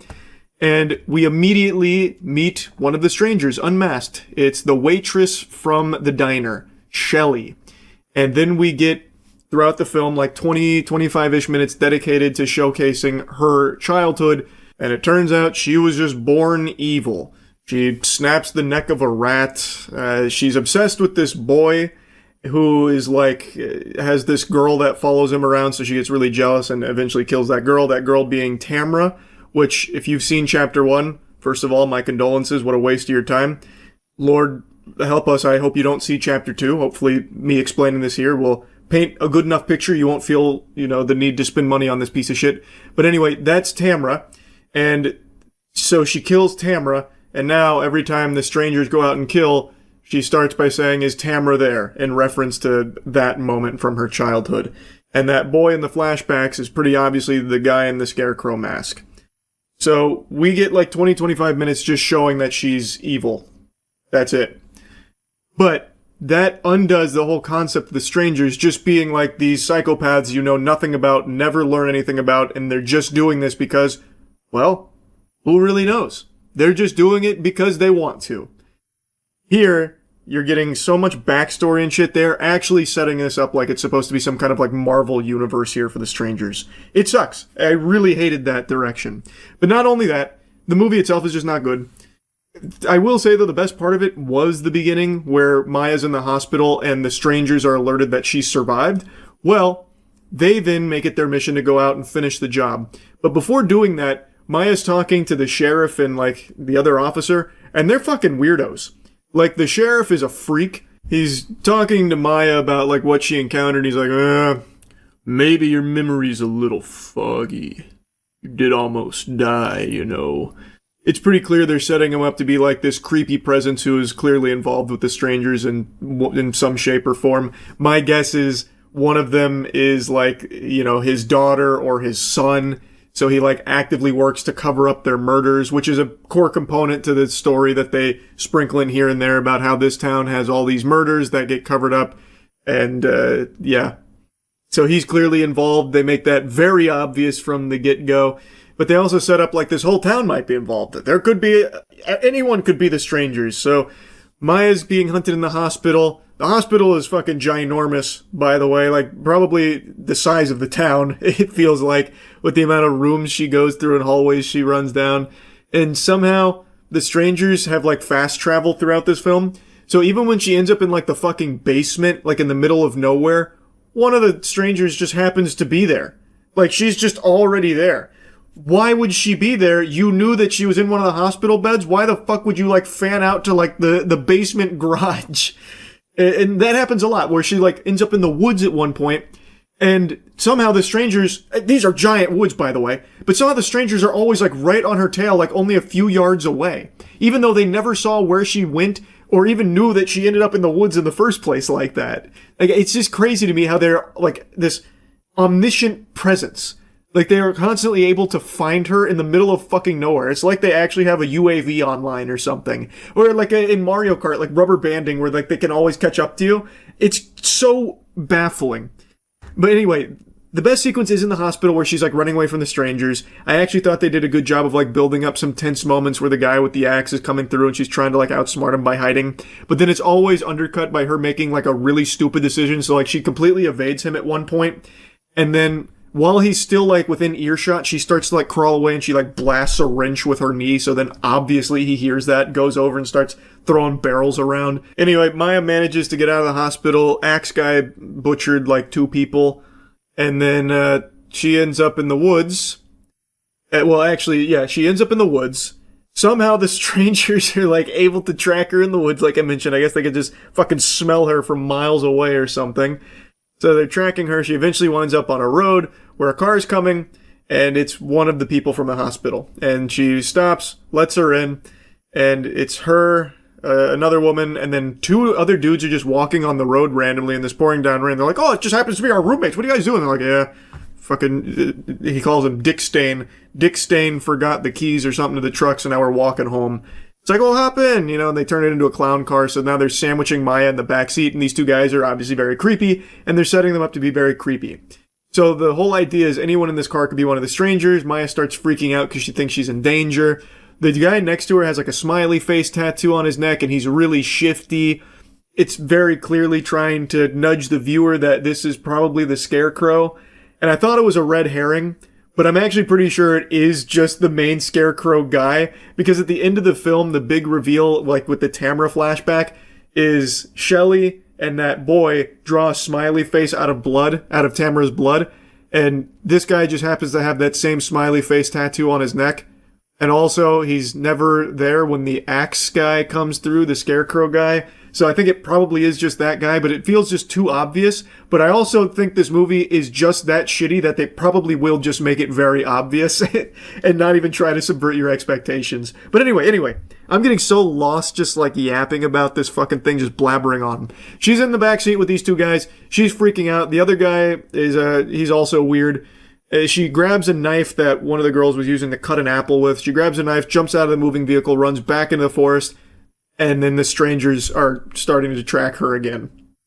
She goes like survivalist mode. She makes a fire and everything. She drinks some water from a nearby like stream, and then she gets attacked by a wild boar. Well, I guess not wild per se. It's semi-domesticated because the axe guy, well, it turns out when he was a kid, we get this from the flashbacks, he could like mind control boars. I say mind control, but like he's able to, he's like the boar whisperer, so he can like talk to the wild pigs and have them do his bidding. So he goes to a shed, unlocks the shed, and then that boar finds Maya, and then it becomes like the Revenant for a little bit. Like it is actually straight up just like the Revenant. So she's getting attacked by the boar, bitten by the boar and shit, and then she has to stab and kill the boar. She does. She's extremely injured, again, because obviously she just got attacked by this fucking boar. But she's able to muscle her way through the forest and end up back at the house from the Chapter 1 film. It's all cautioned off because there was a grisly murder that happened there, but she's able to take some refuge in there for all of like 45 seconds, and then some guy shows up, and it turns out he like shows her a badge. He's Internal Affairs, who's investigating the sheriff for his like covering up of all the murders that are happening in town. He just comes out of nowhere, by the way. I don't know why he ended up at this house. No one is at this house. It's all cautioned off. I don't know why he wouldn't go to like the town and like the police station itself to conduct like the investigation and everything. But he just randomly ends up at this house. He finds Maya, immediately recognizes that Maya is one of the victims. Like, oh my god, I'm gonna help you. I'm gonna do everything I can to help you. Here, get in my truck. We're gonna get into town. And then as she gets in the truck, he gets sniped by a crossbow from one of the strangers. So he was in actually maybe like 15 seconds worth of film there. So now she has a truck, she drives away, but it got hit by a crossbow, and now it's like breaking down, and it crashes, well, it runs out of juice right at the house from that woman from before, and the roommates and everything. It's their house. So she collapses at the door, they stitch her up, fix her, get her back together, and then that guy with the smiley face tattoo, his name is Gregory, and this guy is like the biggest.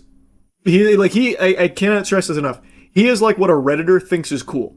He is so fucking cringe. I had to write this down. I didn't take too many notes during this movie because it's just so bland and boring. But Gregory is bafflingly cringe. So, when she gets up out of bed, notices that she's been stitched up, she walks out of her room and meets Gregory, who's chugging a bottle of alcohol. And he's just immediately like going back and forth. He's like, oh, you like my tattoo, don't you?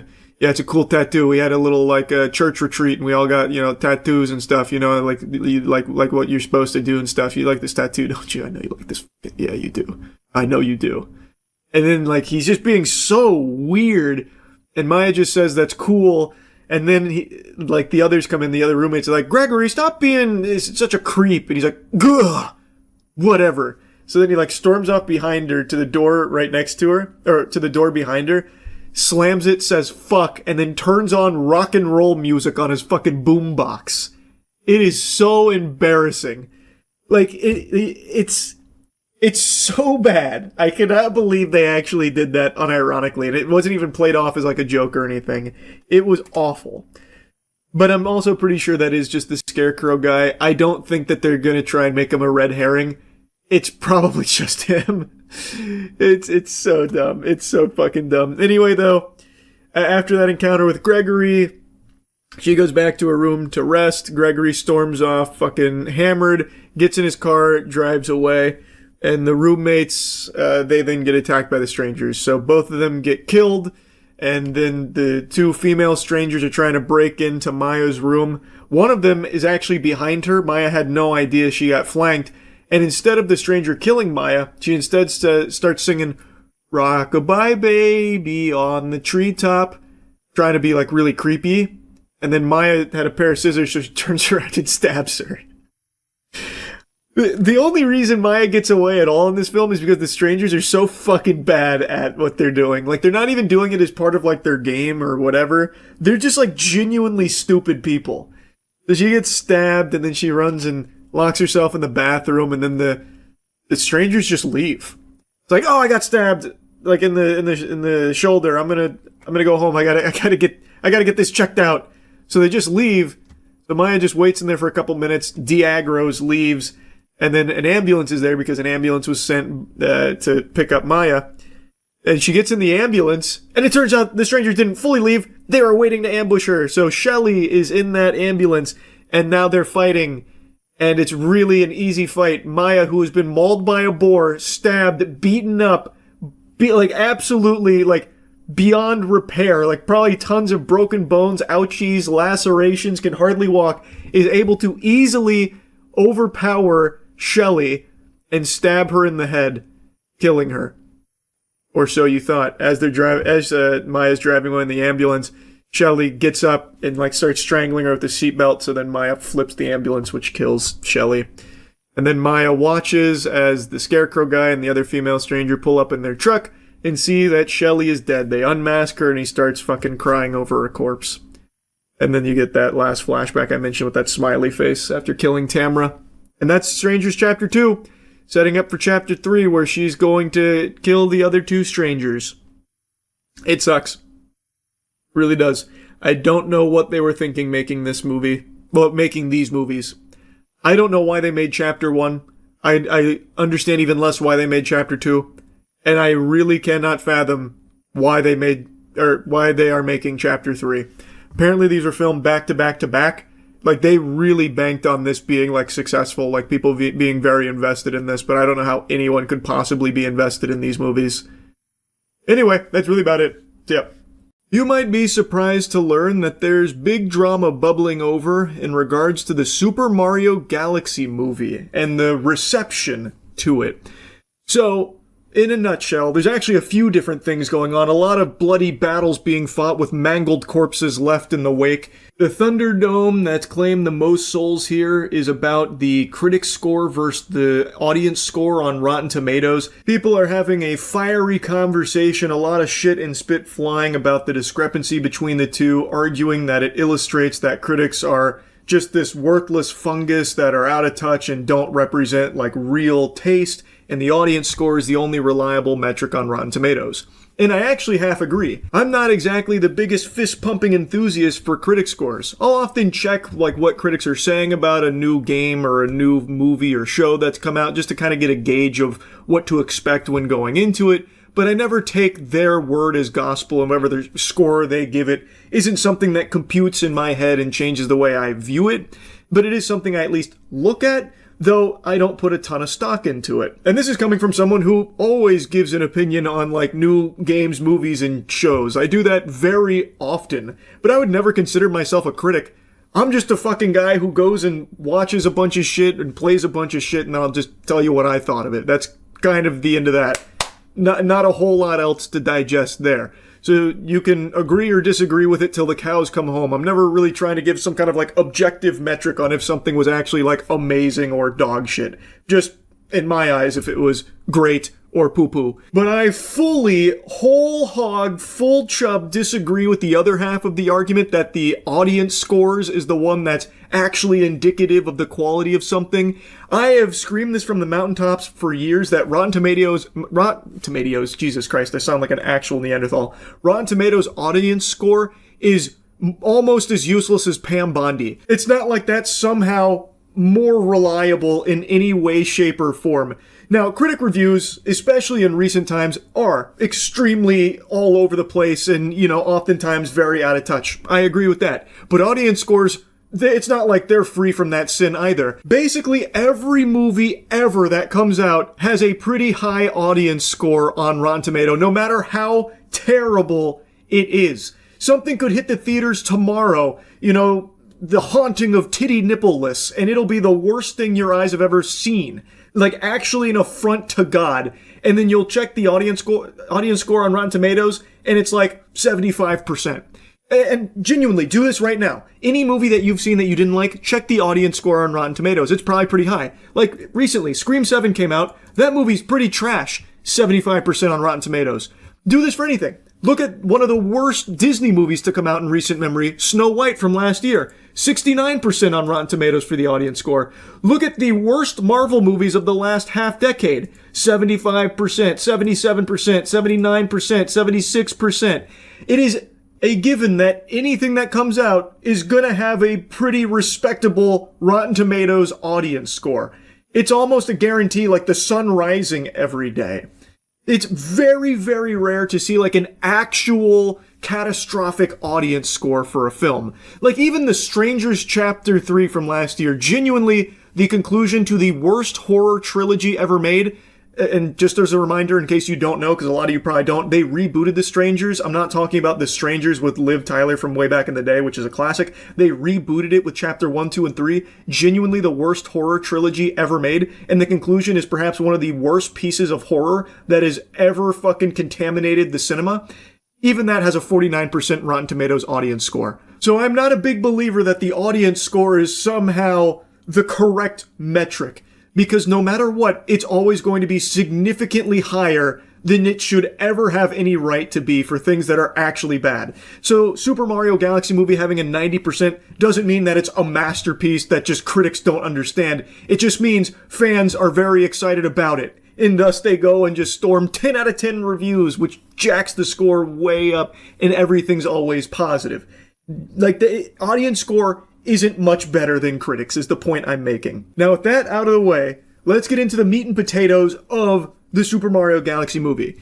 I gave you my thoughts on it a couple days ago. Overall, I think it is worse than the first Mario Brothers movie, which I actually really enjoyed. I think it is a huge step backwards. It is basically Jingling Keys, the movie. A lot of people are calling it that, and that's exactly what it is. It's a movie that has pretty much no substance at all. There's not even really a plot. There's a few plot elements that constantly are jumbled around.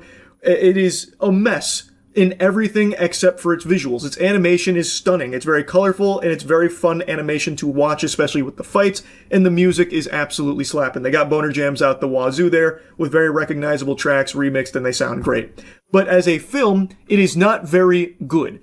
Basically, the film's formula is, here's something, and now that something is solved in the next 3 minutes. So that way they can get to the next something and just keep ham-fisting cameos till the cows come home the entire journey of this film. It is basically a movie that is all designed to just have you point at the screen going, oh, I recognize that, I get that reference. It's basically like the Star Wars formula where fans, glup shitto out anytime they recognize something. That is the Super Mario Galaxy film.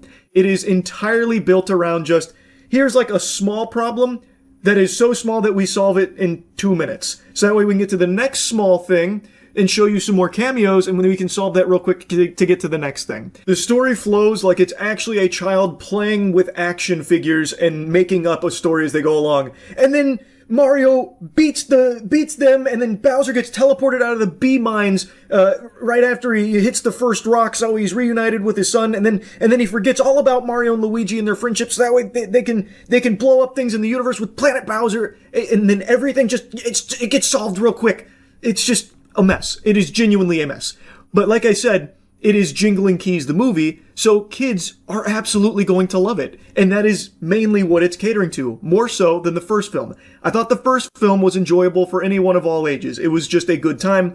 This is solely for children, I would say, or fans of the property that just want to point at the screen going, I remember that, or watching some fights that are cool. The fights are cool. It's just there's no real substance around them.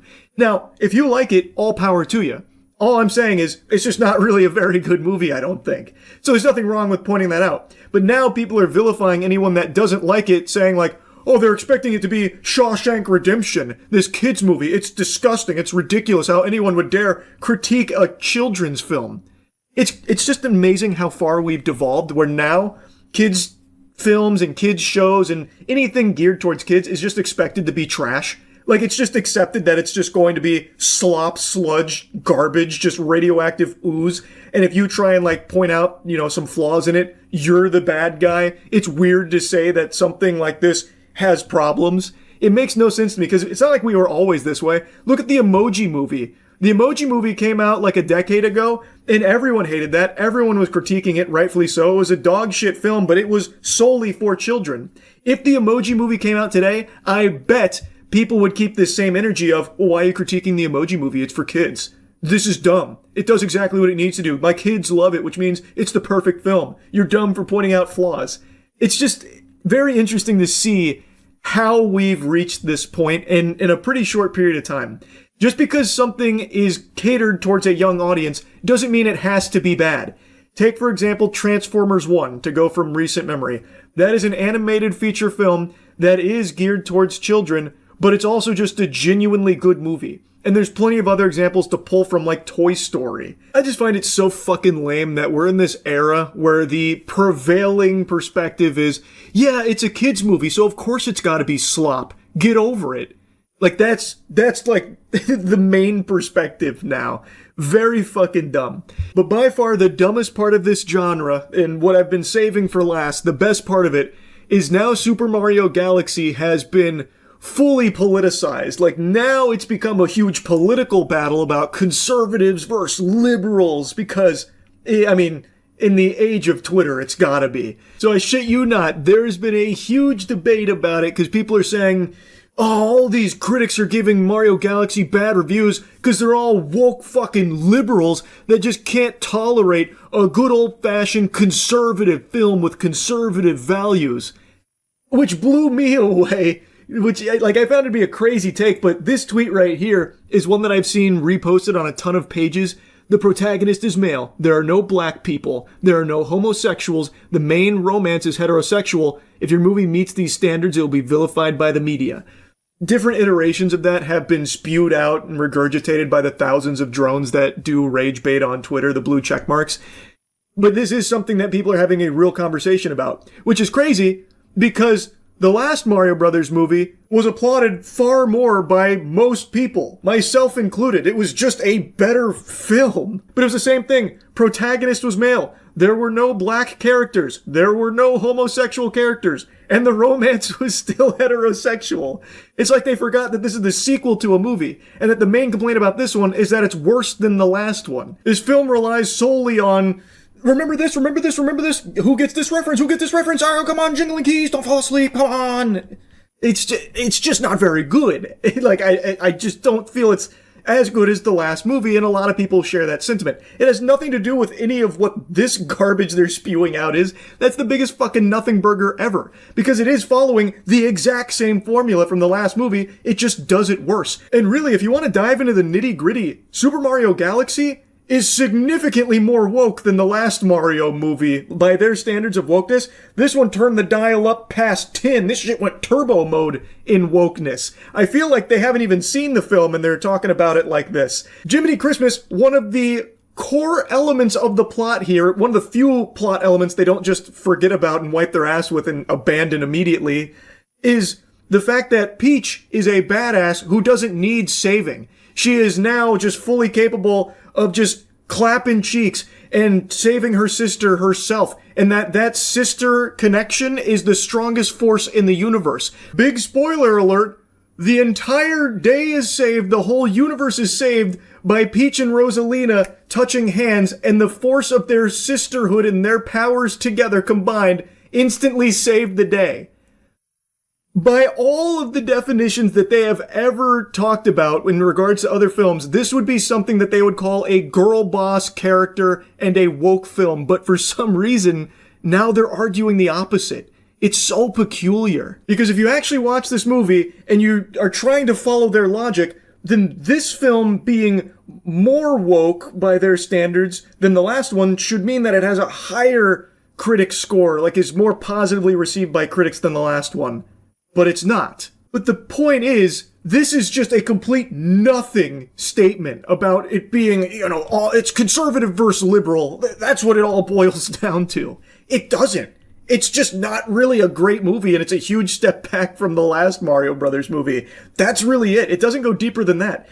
Again, most of the formula is still exactly the same from the last one. They just do it worse and messier and rely significantly more on just cameos and remember this, remember that, who gets this reference, that kind of thing, which isn't overly great. And it's something that gets criticized often in other things like Star Wars. So all of a sudden now it's weird to say that that's like a negative about a film. It's just, the whole discourse around the Super Mario Galaxy movie is fucking wacky. I had to yap about it. I couldn't resist yapping about it. Anyway, that's about it. See ya. I know I've made a lot of videos recently clowning on driving streamers who are addicted to streaming while behind the wheel of a vehicle and hardly paying attention to the road, jeopardizing everyone's safety out there, and in a lot of cases, crashing. Recently, there was even a TikTok streamer who is now facing charges after killing a man while doing a TikTok driving stream. It was weird, like, so... Who was that? You okay? Oh, who was that? This is Tynesha Roten. As you can see, she was too preoccupied with her stream talking there. Maybe too many roses and galaxies capturing her attention, wasn't looking at the road, and struck and killed a pedestrian at an intersection. His name was Darren Lucas. This kind of shit gets my blood boiling, which is why I've been yapping about it so much recently, because it's only becoming more and more common. It's been normalized to just stream in cars now for a lot of people, and it's just incredibly dangerous and can lead to situations like that. In many of these cases, the streamer is too focused on their chat, interacting with them, jingling keys, doing the song and dance to keep the chat engaged, and they're just focused there, not on the road. So at that point, they're no longer even operating a vehicle, they're riding a fucking missile, which is why we've been seeing so many videos of them crashing, causing accidents, or in that case, killing people. What is this guy doing? Wait, what? What are the ones for?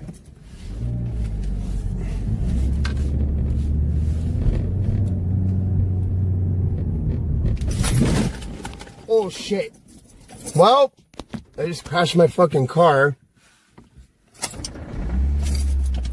Damn it, bro. Oh well. Shucks. Oh well. Is what it is. That was unavoidable. That parked car came out of nowhere. He had no time to react to that at all. Not even at fault, honestly. That was really on that vehicle there. I mean, shame on them for parking, right? They should have known that a streamer would be coming through, just fucking blankly staring at their phone screen, reading chat like a fucking zombie out there. How could they not have predicted that? This clip is from yesterday, and we are seeing tons of clips like this all the time now, because streaming while driving has become very popular. Now, in this case, this streamer was clearly reading his chat. Moments before hitting that parked car, he even said, "What are the ones for?" indicating that he is looking at chat, not the road. He made no effort to turn away from the parked car despite ample opportunity to do so. It was like the most easily avoidable collision if he even glanced up from his phone for even a split second. Fucking SpongeBob SquarePants is more alert than this guy. Like, this is unbelievable just how long he zones out from what he is doing behind the wheel of this car. Imagine if that guy who crossed had went left instead. This dude would have flattened him like a fucking pancake. You wouldn't have even seen him. He would have just ran over him. And there's no cope or excuse because you can see all of it unfold before your very peepers here. He was just talking to chat. He makes that turn and is immediately lined up with the parked car and makes no adjustments. So he was still reading chat clearly. Either that or he's drunk. Either that or he fell asleep. Either that or he fucking blacked out there or something. His brain blue screened. And get this, Goofy is trying to say he wasn't distracted by his phone. His attention was on the pedestrian moving unpredictably in the roadway, so he was trying to avoid hitting them. Moving unpredictably in the roadway? Brother, he's going through the crosswalk. The clearly labeled crosswalk there. Like, what are you yapping about? It's... what? Let's just play ball with this for a second. Let's say he was doing zigzags like he was trying to avoid an alligator. He was serpentining through the roadway. What do you mean that your eyes were on him to avoid hitting him? You crashed into a parked car. So what did you do? Like, turn your head fully around like a fucking owl trying to track this guy? What do you... like, what? This doesn't make any sense. Alright, let's find a call before... time is it? 4:20. Right on time.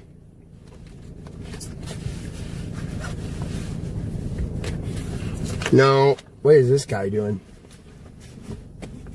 This is the longer clip that makes it even more clear this guy wasn't moving unpredictably through the road or anything. And in this longer clip, it actually sounds like he's fiddling with something in the passenger seat, trying to get something out, and then making a reference to 420. So some people were speculating maybe he wasn't just like, you know, fucking laser focused on his phone. Instead, he was too preoccupied trying to light up or something. I still believe he was still looking at his phone, preoccupied with chat, since he was addressing them right before crashing into the parked car. His excuse is beyond dog shit, and it shouldn't fool a single soul on this planet. You would actually have to be a lobotomized idiot to believe that for even a split second, that the reason he crashed into a parked car is because he was trying to avoid hitting a pedestrian on the sidewalk. So he thought he was moving unpredictably on the road, and in order to avoid hitting them, decided to idly drive into a parked car. Yeah, that really passes the smell test, huh? Let's say for a second though, let's play ball with this, because this is just so ridiculous, it's outlandish. Let's say he was moving unpredictably in the road. What was your strategy to avoid hitting him? Like not looking at the road, trying to look everywhere else besides the road? That would make you more likely to hit somebody that's moving unpredictably, by the way. So nothing about this makes any sense from his side of things with his explanation. It's clear what happened. He was distracted. He's streaming while driving. He was distracted by chat, or potentially distracted by whatever he was getting out in the passenger seat. I'm inclined to believe that much like all the other fucking driving streamer losers that keep crashing their cars every other day, he was distracted by reading and interacting with chat and not paying attention to the road, and as such turned his vehicle into a weapon, hitting a parked car. That's what I think is pretty evident here from this clip. Now, what I want to also mention that adds just a cherry on top of this streamer earlier in that stream had made a citizen's arrest on a hit-and-run suspect. Get on the ground! Get on the ground! Citizen's arrest! Now! Get on the ground! Lay on the ground now! Lay on the ground!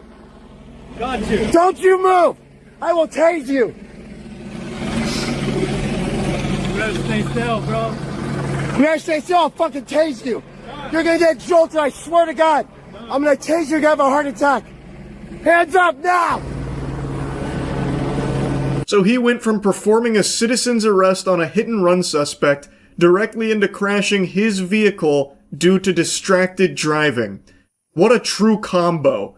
What an adventure that is. Now, I know this has been said by a lot of people, but I'm also very surprised streaming platforms haven't just made a blanket ban on driving streams across the board. Just full stop, period, because this shit happens all the time. There are clips just like this all the time. And we just saw, as I mentioned at the beginning of the video, a TikTok driving stream lead to the death of a pedestrian. Like, I am just really shocked that is still just an allowed piece of content to stream while driving. It is dangerous. Adding a distraction like chat while you are driving on the road trying to entertain as opposed to trying to safely arrive at your destination, it's a recipe for disaster, as we are seeing time and time and time again here. So I am surprised that it isn't something that is just immediately frowned upon on these platforms. But yeah, anyway, that's really about it. So yeah. Say whatever you want about Court, but don't you dare besmirch the good name of Zoom Court. It's an entirely different beast. The gift that keeps on giving. Zoom Court has given us golden nuggets of content. It is the perfect combination, like peanut butter to jelly. Zoom and Court. What a wonderful thing. Giving us access to incredible moments like this. You cannot be driving, ma'am. What are you doing? Come on. I'm not driving. I'm a passenger in a car. You're still not, I'm not hearing cases with people driving or as passengers in cars. Okay, I will pull over right now. Short of us coming out to everybody's house and doing these on boats and stuff in the summer, I don't know. I'm gonna be honest with you. I replayed that statement from the judge close to 10 times. I don't have a fucking clue what he said. Door to butts coming out and doing these on boats and stuff, maybe? But I've never heard that expression, door to butts. So it's probably not that. I don't know. There's something about that sentence that is not computing in my brain. Anyway, I'll lore dump so that way you can understand what the case was about. So this woman was in a bit of a messy situation here, some hot water, and an attorney named Brian Groen was seeking a default judgment here for a total of $1,921, and Carol was not on the call initially. Later on, though, a mysterious iPhone joined the call. Who is this 4chan hopping in?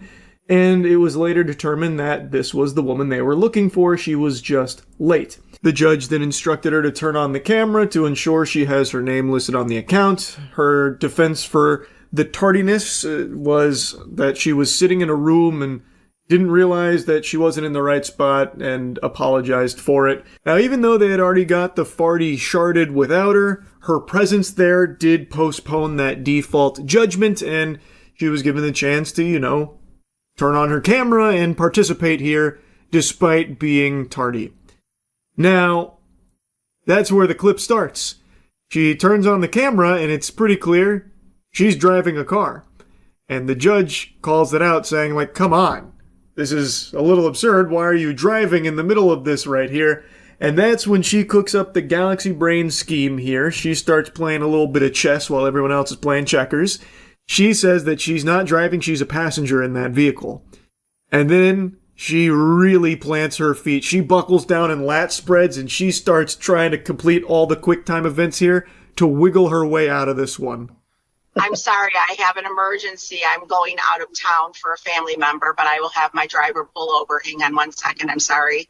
I didn't know that I wasn't allowed to be in a car, but hang on 1 second. Am I crazy, or does it not look like you're driving that car? I'm not driving the car. I'm a passenger in the car, sir. Now it's time for a little LA Noire style investigation from the judge here. I think it's pretty obvious she's driving, but she's about to do everything in her power to squeak out the W here and convince everyone that she's just a passenger in the vehicle.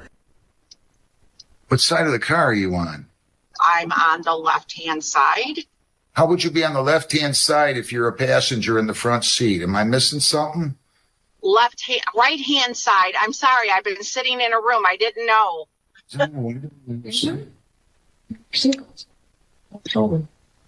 Yeah, the seatbelt's coming off of the driver's side. Right? Now you're lying to me, right? No, I'm not, sir. Great questions from the judge here. I also think her head movements are pretty clear. That's a dead giveaway. She literally looks around as she's making this turn, but the judge makes very good calls here. How could you be on the left-hand side if you're in the passenger seat up in front? And she's like, no, I meant, that's not what I meant, And he's like, but the seatbelt's coming out of the driver's side, which she had no rebuttal for. She just lets that one kind of dissipate. She just hopes that they forget about that one, like a video game NPC. Must have been the wind. Just de-aggro there and not follow up on the seatbelt question, which was a great observation because that seatbelt is indeed coming out of the driver's side. If she was a passenger, it would have been on the other side there. Let me see the driver. Let me see the driver. Hang on 1 second.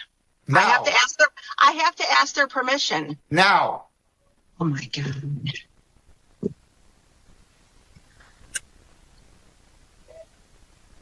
That look she gives when he requests to see the driver is fucking perfect. That is cartoonish. That look right there is some shit out of like a Whitest Kids You Know sketch. Like, I cannot believe how incredible her response to that question was. But she did come up with something, though. Like, she didn't just fold there. She's like, oh, I can't just show you the driver. I don't want to violate his privacy. I need to ask for the driver's permission first. Hold your horses. Calm down. Let me ask the driver real quick. And then she gets out of the vehicle. Where is the driver? Where is he? Is he like riding on the hood of the car or something? So now she needs to go track him down? Like, why did she get out of the car in order to try and ask the driver permission to show him to the judge? Oh, you're not in the you weren't in the driver's side. You think I'm that stupid? I'm going to go ahead and enter a default judgment. Our paperwork says that we can't have, that they can't drive. Does it not, Jennifer? I'm sorry, Your Honor. I took a breath in and started choking. Well, I missed what Does you our said. paperwork not tell people that they can't be in a car? I don't know, Your Honor. I'd have to look at it again. I haven't looked at it in a while. Looking at it does not say that I cannot be in a car. I love that she walks around the vehicle. She puts it to her ear so you can't see it super well, but you can watch her walk behind the car, like start to walk behind the car, and then she goes into the passenger side in order to continue the conversation. Genius. She's really cooking here. I'm entering a default judgment. You lied to me. Judgment 1921-85. Send me your counsel and put in there defendant was not available at the time and then was driving a car and telling the court she was not. I'm entering a default judgment. Have a great day. Thank you. Now, according to this article, she has released a statement of her own about everything that unfolded here, and she's no longer trying to stick with the ruse of being a passenger in the vehicle. I want to be clear that I take responsibility for my mistake. Appearing on a Zoom court hearing while I was driving was poor judgment, and I regret that decision. I panicked in the moment and made the wrong call instead of pulling over or asking to reschedule. For that, I am truly sorry. At the same time, I believe what has happened since then has gone far beyond addressing a mistake. A brief moment of poor judgment has turned into a viral spectacle that's affecting my reputation, my family, and my ability to move forward with my life. I respect the court and the rule of law, but I also believe in fairness and proportionality. The question I'm left asking is whether this situation needed to become a public example at the expense of someone's livelihood and dignity. I am human, I made a mistake, I own that mistake, and I am willing to accept the consequences, but I hope people will consider whether the response has been about accountability or about turning a moment into something far bigger than it needed to be. Now, her statement makes it sound like she's lost her job or something as a result of this, which I can't find any information on, but hopefully that's not the case. She's talking about it as though it's being reported for the sake of, like, accountability or, like, you know, some kind of big witch hunt as though it's something very serious. It's not, and I don't really see that response from everything that's been, you know, shared and reported about it. It's really being portrayed as like a lighthearted, silly thing. Like what she was facing in court isn't, you know, the most heinous of crimes or anything, where she's some kind of crazy fucking supervillain, you know, mustache twirling evil. And what she did is very goofy, but it's also pretty harmless. She got her hand in the cookie jar and got caught, and she tried to wiggle her way out of it, and it didn't work. Really, the biggest thing was driving while doing this Zoom court, like potentially distracted driving. But she did a lot better than fucking Twitch streamers and Kick streamers when it comes to having a stream while driving. She didn't really look at her phone at all until she had fully pulled over and then got out. So she did a lot better in that regard than a lot of, like, streamers do. So I don't think it's all that serious, and I haven't seen people responding aggressively to it or anything, nor have I really seen it being reported as something serious. More so just something, like, wacky. From everything I've seen, it's all been pretty lighthearted. Like, of course, it's the internet, so I'm sure there's some degenerate assholes going ballistic with it, and maybe that's what she's seeing, but it definitely doesn't warrant that. I agree with her. That does not make sense for what unfolded here. And also agree that, yeah, people make mistakes sometimes and some of them are silly. And like this one, for instance, it was definitely something that had me giggling, so I wanted to yap about, but at the end of the day, it's not that serious. It was just some lighthearted goofs around here, so ultimately, I'm wishing her the best. I hope this isn't, something super detrimental to her or anything like that, and hopefully it is something that she could look back on herself and laugh at, like, yeah, that was a wacky one. It happens. Anyway, though, that's really about it. So, yeah. Alright, I was going to wait for the final season of The Boys to wrap up before giving my take on it, but it's been such a frequent subject on streams now. I've been yapping about it so much that I figured, you know what, let's just go ahead and debrief here towards the end of the season about my thoughts on the final season of The Boys. I think the first season is when the show was at its best because what it did was something actually unique, where you have a group of just dudes, just average Joe Schmo, booger-eating, normal goobers, going up against superhumans. That feels like an insurmountable task. How the fuck are they going to ever beat these corrupt superheroes? They have powers. They don't. So they actually had to get very creative and scheme and grind their way to accomplish anything, even begin tiptoeing in the direction of accomplishing something against these odds. So when they did actually accomplish something or beat a superhero, killing a supe, it was a triumph, and it was something extremely big, a pivotal moment. But then, as the seasons progressed, it kept losing that spark, and now it's just soup versus soup, and they're just constantly killing each other, so it just feels so weightless now. And then even the main group of the boys, they get their own superpowers as well, so it just, to me, doesn't have that same oomph that it did in season 1. But I don't want this to be misconstrued as me thinking the show's gone to shit or something. I still enjoy it. I'm still entertained by it. But I do think it just isn't as high quality as it once was, because now it's devolved into more just like soup versus soup shit. And some of the core members of the boys haven't had shit to do in so long. Like Huey gets dreadfully little to actually do here. He contributes almost nothing now to beating Homelander and stopping all of this. He's just kind of tagging along for the ride. Same thing with Mother's Milk. Now, Butcher's got superpowers, so now he kind of gets to handle things himself, and now they have the virus, so that's like the main thing. It's just everything that I think the show was doing in a unique way in season 1, it has slowly been losing over the course of the seasons, and now in the final season, it's really just completely gone in my eyes. But again, I don't think it's bad. It's just, I don't like it nearly as much as I did is all. There is nothing that's been filler about the episodes. They're just giving you more information on some of the characters in the show that's not filler. And every single episode progresses the overall plot. Like, all of it moves forward. I won't get into spoilers, but one of the bigger villain characters just died in the last episode. There's nothing filler about it. I've made it clear that I'm not the biggest fan of this season. I think it is probably the worst so far. But the complaint that it is all filler, I think is just completely wrong. So, like, one of the things they're using is Terror plotline. And we're getting into spoilers, so spoiler warning. Like, Terror banging Homelander toy thing.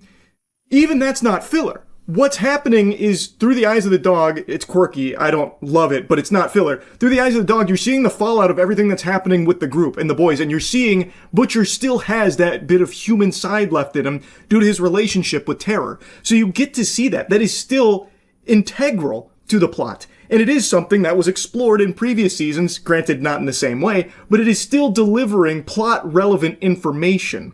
Even the stuff with Terror, which everyone's pointing to, is like, no, this is definitely filler, see? And it should be obvious why the Firecracker storyline is also not filler, because it is showcasing her complex relationship with Homelander and God. And if she's going to choose God or Homelander, and it slowly builds that up, and the turmoil that she feels inside, especially with a pastor that basically raised her. And now she's going to ultimately choose between Homelander or God. Like, all of that is plot relevant and important. And again, these are all things that were explored in previous seasons as well. And now for some reason they're being pointed at as, oh, it's just filler, who cares? It's still important to the plot. And I know people are like, oh, it's the last 5 minutes with Firecracker is the only canon thing, everything else is filler. And it's like, what the fuck are you talking about? Filler is when everything that happens actually has no bearing on the overarching plot. It is its own little side quest. Most notoriously with, like, the bounce in Bleach.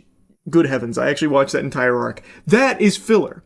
Or in other shows where they are just trying to pad out time and a little bit of bloat, so they instead put you on like a side rail.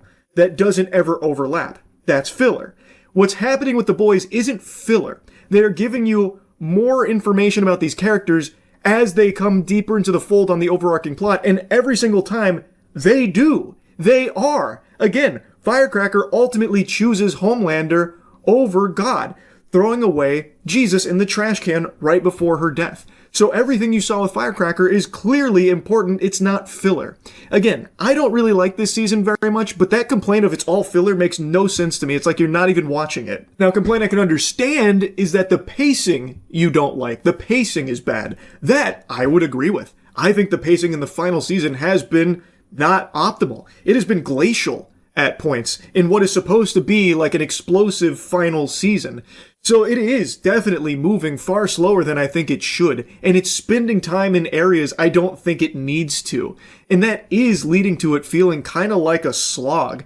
So I would get that if that was the main complaint, if people were making that complaint more than calling it filler. Because it's not filler.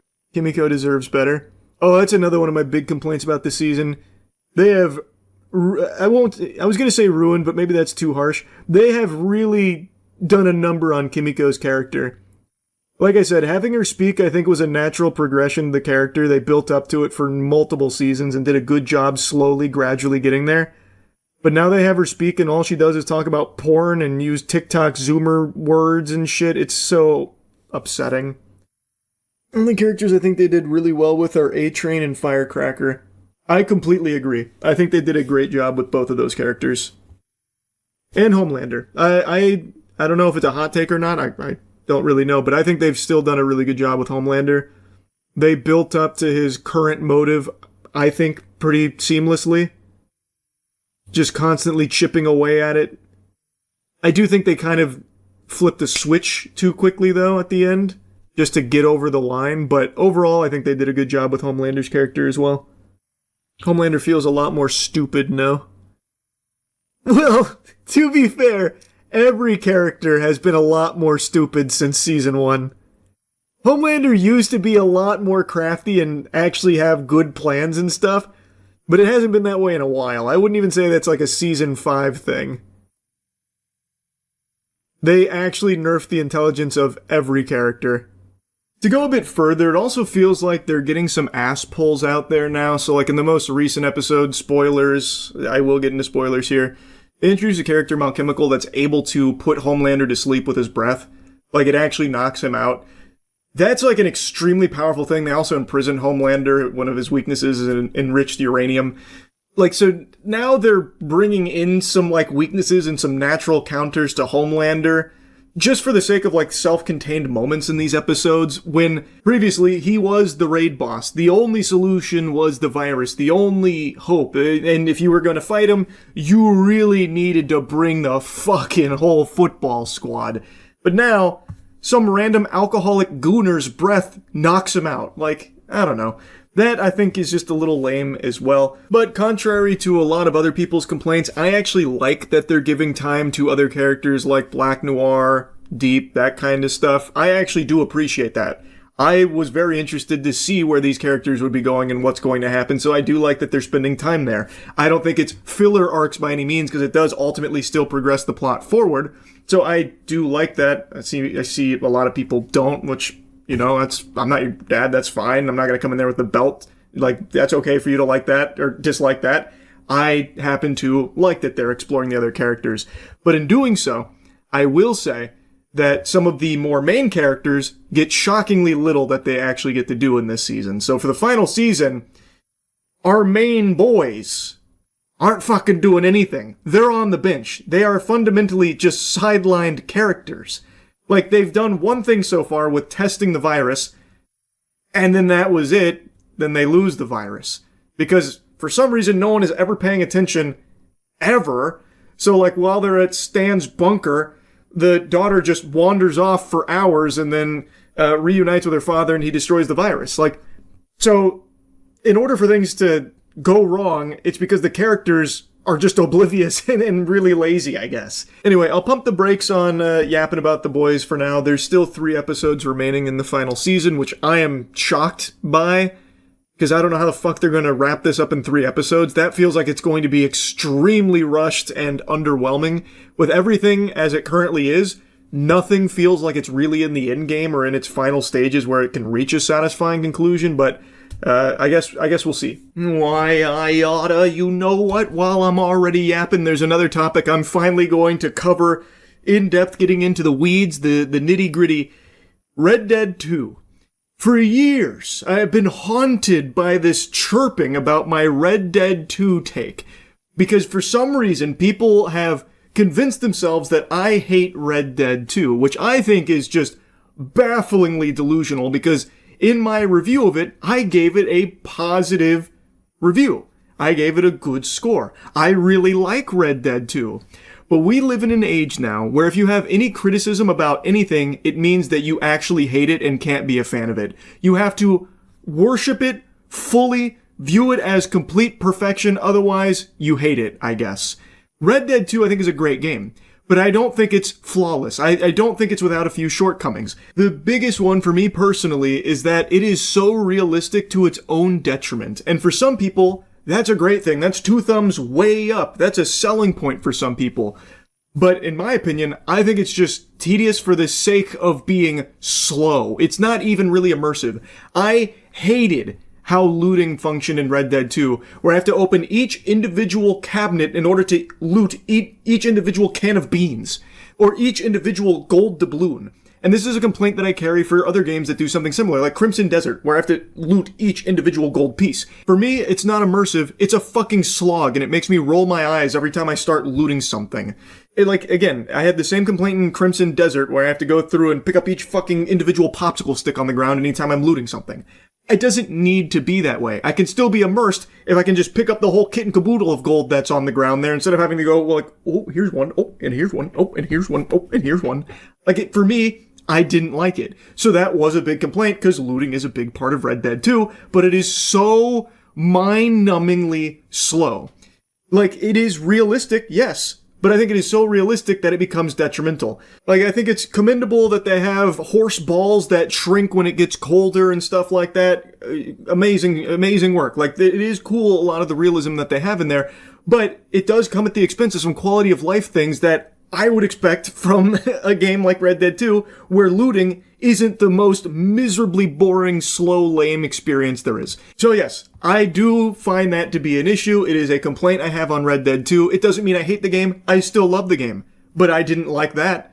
You see, Darman fam, you can like things, you can love things, and still be able to recognize certain things about it that maybe you don't find to be the best thing ever made. The Mummy is my favorite movie ever. Do I think The Mummy is a perfect film? Fuck yes I do. But that's a rare exception because The Mummy is cinema masterpiece. But The Mummy Returns is my second favorite movie. And do I think that that is a perfect movie? You bet your sweet bippy I do. And you know why? Because nothing can achieve perfection except for those 2 films. I don't care about the Scorpion King's bad CGI. It's a product of its time, and you know what? I think it works really well in the film. But most things, even if you love them, you can recognize that it's not perfect. And that's okay to point that out, and you can still like it. My only other complaint with Red Dead 2, and it's one that I don't even think is that big of a deal, it's that the gameplay is still exactly the same as it was back in the first Red Dead, with very minimal evolution of it. The gunplay still felt exactly the same, just the very safe, standard Rockstar gunplay formula, and I just wanted a little bit more from that. It didn't ruin the game, I still enjoyed it, I still really like Red Dead 2, but to this day, people still act as though I hate it. And people still bring it up constantly during streams like, well, Charlie hates Red Dead 2, so this is a fucking wash anyway. And it's like, what are you talking about? I don't hate Red Dead 2, I've never said that, I've always liked that game. I just had 2 complaints, neither of which I think ruin it by any means. It's just a couple of things that I would have liked to have seen a little bit better, like a more evolved combat system that isn't pretty much one-to-one what it was a decade prior, and looting that doesn't make me fucking fall asleep where I'm looting each individual thing, opening each drawer and each, checking under each fucking cushion on the sofa for a can of beans. Those are the only 2 things I had an issue with. Everything else I think is amazing. Top tier. So yes, I like Red Dead 2. I'm tired of people pretending that I don't. It's weird. So I wanted to set the record straight on that. Anyway, I'll stop ranting for now. That's really about it. See ya. It's been well established that the universe is infinitely expanding, but I'd argue expanding is the wrong word. You see, I think the universe is running away as far as possible from one man, Vasily Kamatsky, the God Hand, the slap that could overthrow empires. Vasily Kamatsky is the hardest slapping organism in the entire universe, I'd wager. We don't have like a fucking tournament of power Dragon Ball Z style that we can run to test for sure, but I'm just going off of pure instinct saying that I don't think anyone has the pure carnage in the palm of their hands like Vasily does. It's incredible, and I'm happy to say, in the newest slapping tournament, Vasily Kamatsky makes a triumphant return to the battlefield, defending his title as the world's premier slap god. Now, again, the whole video is fucking great, but I'm only going to be showing you certain slapping clips from it, and I recommend you check out the full video if you're interested in seeing more. And with that being said, let's get right into round one where Vasily comes in raw and no rubber. Ебать куни накануне. Какой у тебя вес? 70 килограмм. И у тебя сколько? 177. A real David vs. Goliath matchup if David was really into Marilyn Manson, tattoos, and body modifications. Over 100-kilogram difference between the two of them, and this man still has the nutsack to step into that octagon. Nothing but respect for this young man. Absolutely inspiring to get in there, looking certain death in the fucking face and willing to throw hands with him. It's amazing to me. They say there's 9 circles in hell. I'd argue there's 10, the 10th circle being repeatedly slapped by Vasily Kamatsky's hand. Давай, давай. Сука! A glancing blow, the beard just brushed it right off. You didn't even hit Vasily Kamatsky's skin, I imagine. It couldn't even get through his fucking force field of hair. I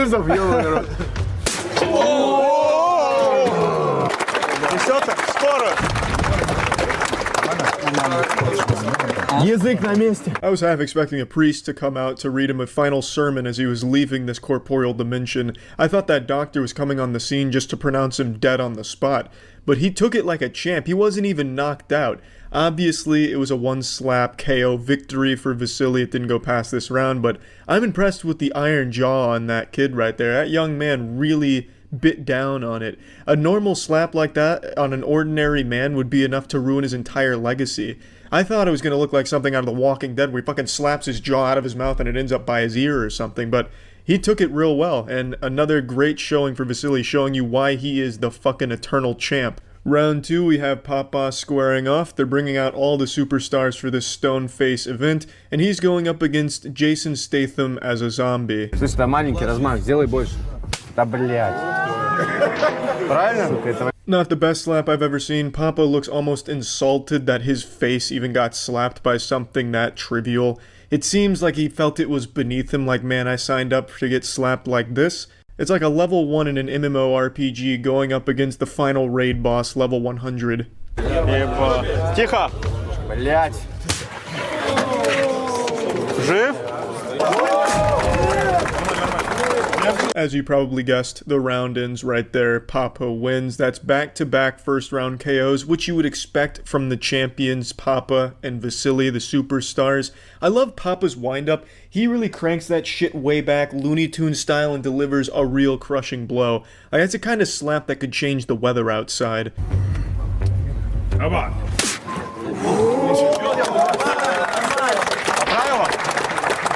Now, we were introduced to this character in the last slapping episode. I genuinely think he's one of the most intimidating looking men on the planet, and this only further proves it. His opponent cranks it way back and gives a big slap, even following through like a fucking 3-point basketball shot, and he still barely moves.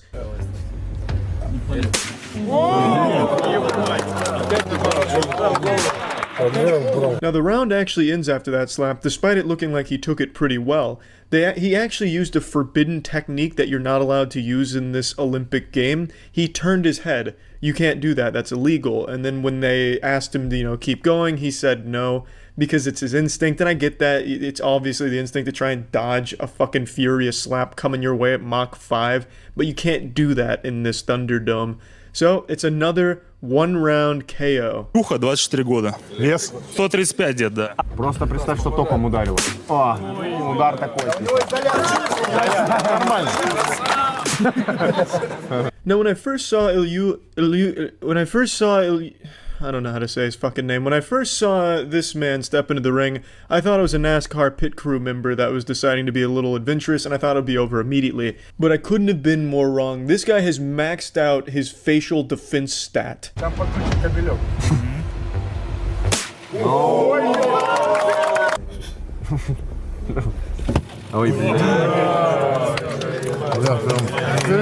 Yeah, his offense isn't that great. He's going for like Austin Power judo chops on his neck, which does work because he says it made him very dizzy because it gets him in his nerves around his jaw and his neck. It's just not a slap, so it doesn't really work. It's unfortunate because his defense is so good, he just needed to put a little more points into his one-handed offensive traits.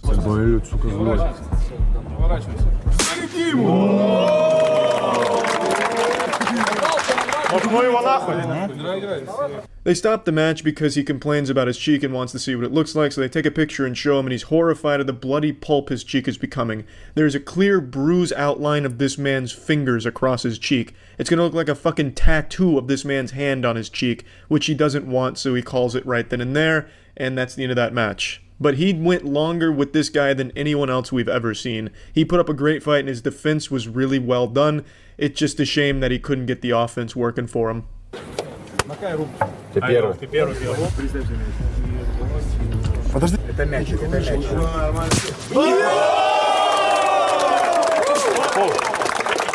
Yeah, this guy, his name is Vlad, and he's a fucking monster. He's like 7 feet tall, packing straight fire in his slaps, but unfortunately his accuracy is his undoing. He slaps his neck instead of his cheek, which is a foul each time.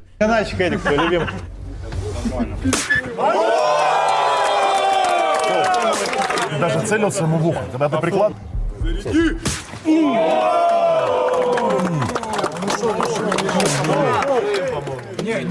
Yeah, unfortunately Vlad just can't control his power. He's got like a railgun of slaps, but the targeting system's malfunctioned. He just keeps fucking slapping the Adam's apple off of his opponent, which is 2 fouls. His opponent says, nah, that's enough, 2 fouls, you're done. So he just takes it, walks away with the win. Not that he didn't earn it. His opponent fired back with some straight meat on Vlad's cheek, but it's just a shame that Vlad couldn't aim his slaps appropriately. I would have liked to see this go more rounds.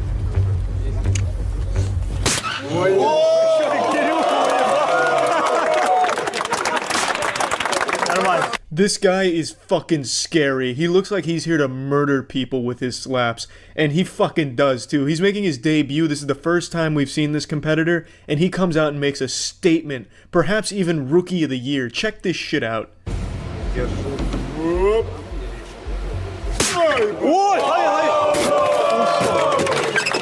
Все, я думаю, все. Ты как? Все. Knocks his fucking lights out. For a brief moment, that man's soul left his body. He just gave him an exorcism through slaps. Fucking slapped the memories out of him. Brutal. I believe his name is Oner. I don't really know how to say it, but my god, you know how to, you could feel his presence. If he entered a room, there'd be something unholy in the air with his slaps, those hands of his entering. It's fucking crazy that a rookie came out here and delivered that kind of performance. He's one of the security men, just like the other like giant guy that I think is super intimidating and haunts me in my dreams. He's another one of the security guys, so I have to wonder where the fuck they're recruiting them from. These people, these security guards are monsters. They were born for slapping, and I love that they're bringing them into the mix. Now, I'm really excited because the way they hyped it up, and if the captions are accurate, I believe Vasily will be going up against Oner in the next one, which will be just an incredible clash of the Titans. But either way, a fantastic slapping tournament yet again. This was the Stone Faces slapping contest, and it was fucking great. That's it. See ya. I bet I can terrify you with a single sentence. Tiger Woods driving a car. Ooh, even just saying that frightened me a little bit, like a scary story around a campfire. Golly. Yeah, Tiger Woods has just been involved in another rollover crash, and it's far from an isolated incident. He has quite a lot of these under his belt, and a lot of them well, they were really his fault. And in a couple of cases, like in the one we're about to talk about that just happened a couple hours ago, under the influence of some substances. He has been charged with DUI in this one. He has an extensive history of these kind of accidents dating all the way back to 2009 when he crashed into a fire hydrant in his neighbor's yard, and his wife at the time had to pull him from the vehicle. He went to a hospital and was later released. No charges were pressed there. However, a bit of a different story in his second go-around here in 2017 when he passed out behind the wheel of his vehicle and crashed. He was arrested and found to have prescription drugs and marijuana in his system. He pled guilty to reckless driving, but avoided jail time thanks to a plea deal. They then later dropped the charges of DUI and then spent a year on probation. And then in 2021, he had a major accident. It was a rollover crash where his SUV ended up rolling down a steep embankment. The police said that the crash was caused by excessive speed. He was traveling at 87 miles per hour in a 45 zone and inability to navigate the curve. He needed surgery. He sustained serious injuries. But they didn't seek a warrant for blood tests because they said there was no evidence of impairment or intoxication, so there was no charges filed. It was ruled an accident. I feel like if this was any ordinary Joe Schmo, there probably would have been some charges for going fucking 87 miles per hour in a 45 zone. Was this guy trying to travel back in time like it's the DeLorean? Like, this is absurd. It's a miracle he didn't kill himself or someone else on the road. And really, it's miraculous he hasn't killed someone else from all of his accidents, including the one today, which was another rollover crash that he was involved in. It seems like Tiger Woods is more accustomed to his vehicles being on their side than on their four wheels. Now, this time it is a little different because they are pressing charges for DUI because they did see signs of impairment, not from alcohol, but from substances. Like, Tiger Woods and automobiles just do not mix at all. It's like fucking SpongeBob with the boatmobiles. I now truly understand how Mrs. Puff must have felt every time SpongeBob got behind the wheel of a boat. Famed golfer Tiger Woods was involved in a rollover car crash, according to the local sheriff. Our affiliate WPTV posted this photo from the scene. We're told the crash is in Martin County, Florida. That's about 27 miles north of Palm Beach. Local police say the Martin County Sheriff's Office is handling the crash investigation. The 50-year-old golfer played in a match Tuesday in Palm Beach Gardens, Florida. Tiger Woods has unimaginable wealth. You would think that he would have a driver or at the very least pay for an Uber when he is under the influence. Yet, multiple times throughout his life, he insists on driving impaired. Again, it is miraculous that he hasn't killed someone else or killed himself in one of these accidents. Genuinely, he should not have his license any longer. For the safety of all the innocent people that have to share the road with him, he cannot be trusted behind the wheel of a vehicle. He is a worse driver than the drooling zombies in Grand Theft Auto Online who are like intentionally crashing into people and things. This guy is fucking dangerous behind the wheel of an automobile, and he cannot stop himself from driving impaired. It's such a crazy and sad fall from grace for Tiger Woods because he is undoubtedly one of the best to ever do it in his respective sport. One of the best golfers of all time, just so dominant. But over the years, he has sabotaged his legacy, wiped his ass with his reputation. Like, I remember in 2010, when all of his affairs were coming to light about how he was having sex with, like, every woman on the planet with a pulse, you had to be, like, checking under your bed just to make sure Tiger Woods wasn't waiting there to fuck your mother. And now, like, all of these accidents, it's so sad. It really is. So just before 2 p.m. today, the Jupiter Island Police Department, which is where we currently are, received a call of a rollover crash about 2.5 miles from where we are. The Jupiter Island Police Department responded out there and found a pickup truck pulling a pressure cleaner trailer and a Land Rover which was rolled over on the driver's door, and we're going to provide you photos of that. The investigation started, and initially, right off the top, it did appear that the driver of the Land Rover might be impaired. Here's one of the photos from the crash that's been circulating. You can see that his vehicle is rolled over and it's in front of a fire hydrant. This is 2 out of 4 of his crashes right around fire hydrants. One of them, it had him blasting the fire hydrant, so I guess this is a marginal improvement there because he didn't just destroy it. This time he crashed in front of it. Don't exactly know what that means, but maybe there's just something about fire hydrants that makes Tiger Woods want to crash into them or crash around them. Anyway, though, when the authorities showed up to the scene, they noted signs of impairment. They believed that he could have been under the influence. So immediately, it's something that they started to pursue and investigate. If history's taught us anything, it was probably 87 miles per hour through there. That would be my guess. If I had to give a little ballpark figure there, I would estimate probably 87 miles per hour on the dot, is what I would say. He seems to love to just fucking zoom through in excess of 80 miles per hour in these zones that are not conducive to those kinds of speed. That's how the rollover crash happened. Tiger Woods was looking to overtake this pressure washing vehicle, doing so at a very high rate of speed. The pressure washing vehicle tried to get off the road there, probably out of fear for their own safety, seeing this fucking loose cannon barreling down here, just zipping through. So he's trying to get off the road to avoid a collision, avoid like a catastrophic accident. Tiger Woods, however, does not do a great job here at avoiding it, and instead clips the back, and it causes him to roll over. I will just never be able to understand this mentality demonstrated by Tiger Woods here. I don't get it. I don't see why he wouldn't just pay for an Uber, why he wouldn't have a driver, or why he insists on just driving recklessly in the first place, trying to like bully every other vehicle off the road for him. Like everyone needs to clear out of the way. We're all just NPCs in Tiger Woods' world here.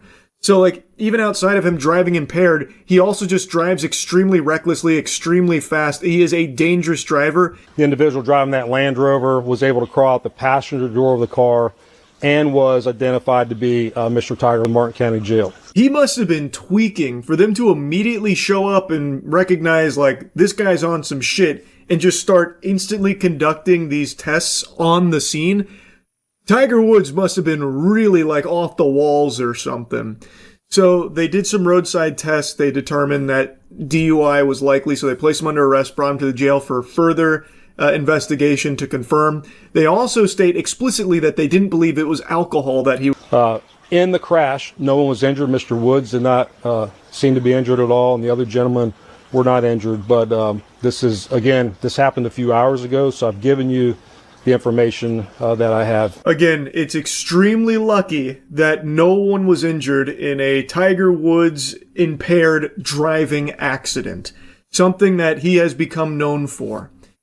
Now, as the officer explained, he wasn't under the influence of alcohol, according to the breathalyzer, and according to those on scene, they didn't believe it was alcohol related. They believed it was other substances. So he refused to do the urinalysis to confirm what substances they would have been, which led to them slapping the charges of DUI and the refusal to submit to that test. So yeah, overall, not good here from Tiger Woods. Really not good. As I've said thousands of times now, I have no respect for drunk drivers or anyone driving impaired, risking their lives and the lives of all the innocent people on the road around them that have to share this road with them, who are making the incredibly dangerous and stupid fucking decision to drive impaired. It is just inexcusable, especially for someone like Tiger Woods, who has endless resources to not have to do something like that and make a decision like that. Uber, a friend, his own fucking personal driver, like endless options that aren't Tiger Woods behind the wheel of a vehicle while under the influence of substances. It's just so fucking degenerate, man. It's so scummy. Anyway, just wanted to yap about it. That's really about it. See ya. Yeah, this is just downright evil. A French streamer named Jean Parmenov, real name Raphael Gravin, has passed away in his sleep on stream after this marathon stream that he was a part of, where his friends, and I wouldn't call them friends, they are like actual demons, basically just abused him, beat him, fundamentally tortured him, made him consume dangerous things, and then he went to sleep and died in his sleep. He was 46 years old, and the exact cause of death is currently being investigated. Jean Parmenov was mainly a gamer, and then over time grew a big following and started doing like more IRL streams, and from what I can gather, more like extreme challenges. But What happened during this marathon stream where he ultimately passed away was something that he was not a full willing participant of, as evidenced by what he would say during streams, as well as a text message he sent to his mother just days before his death. He allegedly sent this to his mom shortly before he passed. "Hey mom, how are you? I'm sick of this game. It's gone way too far. I feel like I'm being held hostage by their awful concept. I'm exhausted. I want to leave, but the other guy won't let me. He's holding me hostage." The other streamers involved here are trying to claim they had nothing to do with it, and then even posted some very heartfelt messages about his passing and how much he meant to them. But if you watch any of the footage, and I don't know what I can and can't show you here because it is actually torturing this guy, and then he eventually dies. Like, if you just watch that, it's very clear this isn't a man they respected. This is someone they treated like a human punching bag. Oh, t'écoutes? Ouais, ça va. J'ai jamais bougé vraiment. Vraiment. T'inquiète pas, t'inquiète pas.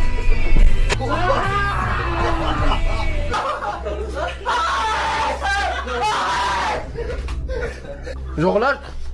Allez, arrête, tu vas mourir. Arrête, Safine, arrête. Oui, oui. Arrête. Ah, il me prend, putain. Safine, arrête, tu vas mourir. Arrête, tu vas mourir. I've seen a few news sources showing these clips, so I'm assuming that these are okay to show. Not that any of it is okay, it only gets worse from here. But as far as what they did to this man and the abuse that he endured, this is like the lowest level of it. Not that there's a such thing as diet torture. There's no such thing as like a tasteful amount of torture. But as far as like clips I can show you of just how awful it was, this is, I think, the limit of what I'm allowed to show. It is shocking that it went on for so long. Like, this was not just like a one-time thing. This was a recurrent gag on their streams where they bring Jean in and then they all just turn into like the toddlers from Weapons and start like ripping at him, beating him, insulting him. Like they really treat him like their prisoner, like a dog's chew toy or something. It is foul. And they have the audacity to claim that they did nothing and that they are blameless in this death. Like, oh, it was just such an unexpected tragedy that he passed away. No one could have seen it coming. I think any sensible person will look at all of the evidence that they themselves filmed on stream and be able to say with high level of confidence that they definitely had a hand in his untimely death. Two of the streamers directly involved in this have made statements where they're trying to put on this facade of grief, but I don't buy it at all. The first comes from Naruto, which is a wild name for a piece of shit like this to have. It's been a while since I've seen the show, but I don't recall Naruto ever being a huge advocate for torturing innocent people. Anyway, his statement says, "I've always dreaded writing these words. Sadly, last night, JP, Raphael Gravin, left us. My brother, my sidekick, my partner, 6 years, side by side, never letting go. I love you, my brother. We will miss you terribly. Please respect his memory and don't share the video of his final moments. For his family and for us, his second family, rest in peace." A bunch of words there, and I don't believe any of them. All of these words are once again more meaningless than mahoganize, and that's a word that I completely made up. This is hollow when you look at how they treated this guy for so long. It wasn't just the physical abuse that Jean Parmenov, Raphael Gravin, endured. It was the mental abuse. They would all, like, from what I can tell, they were even doing their best to, like, keep him from sleeping. They were, like, strangling him as well, which, of course, is physical, too. But, like, there was significantly more than just the physical stuff they were doing to him to mistreat him and abuse him and dehumanize him. It was terrible. It was truly terrible. Like, obviously, I'm not going to show any more from the stream, but do you want to know how they went to check if he was still alive? Well, when they thought something might be a bit awry, they threw a bottle at him.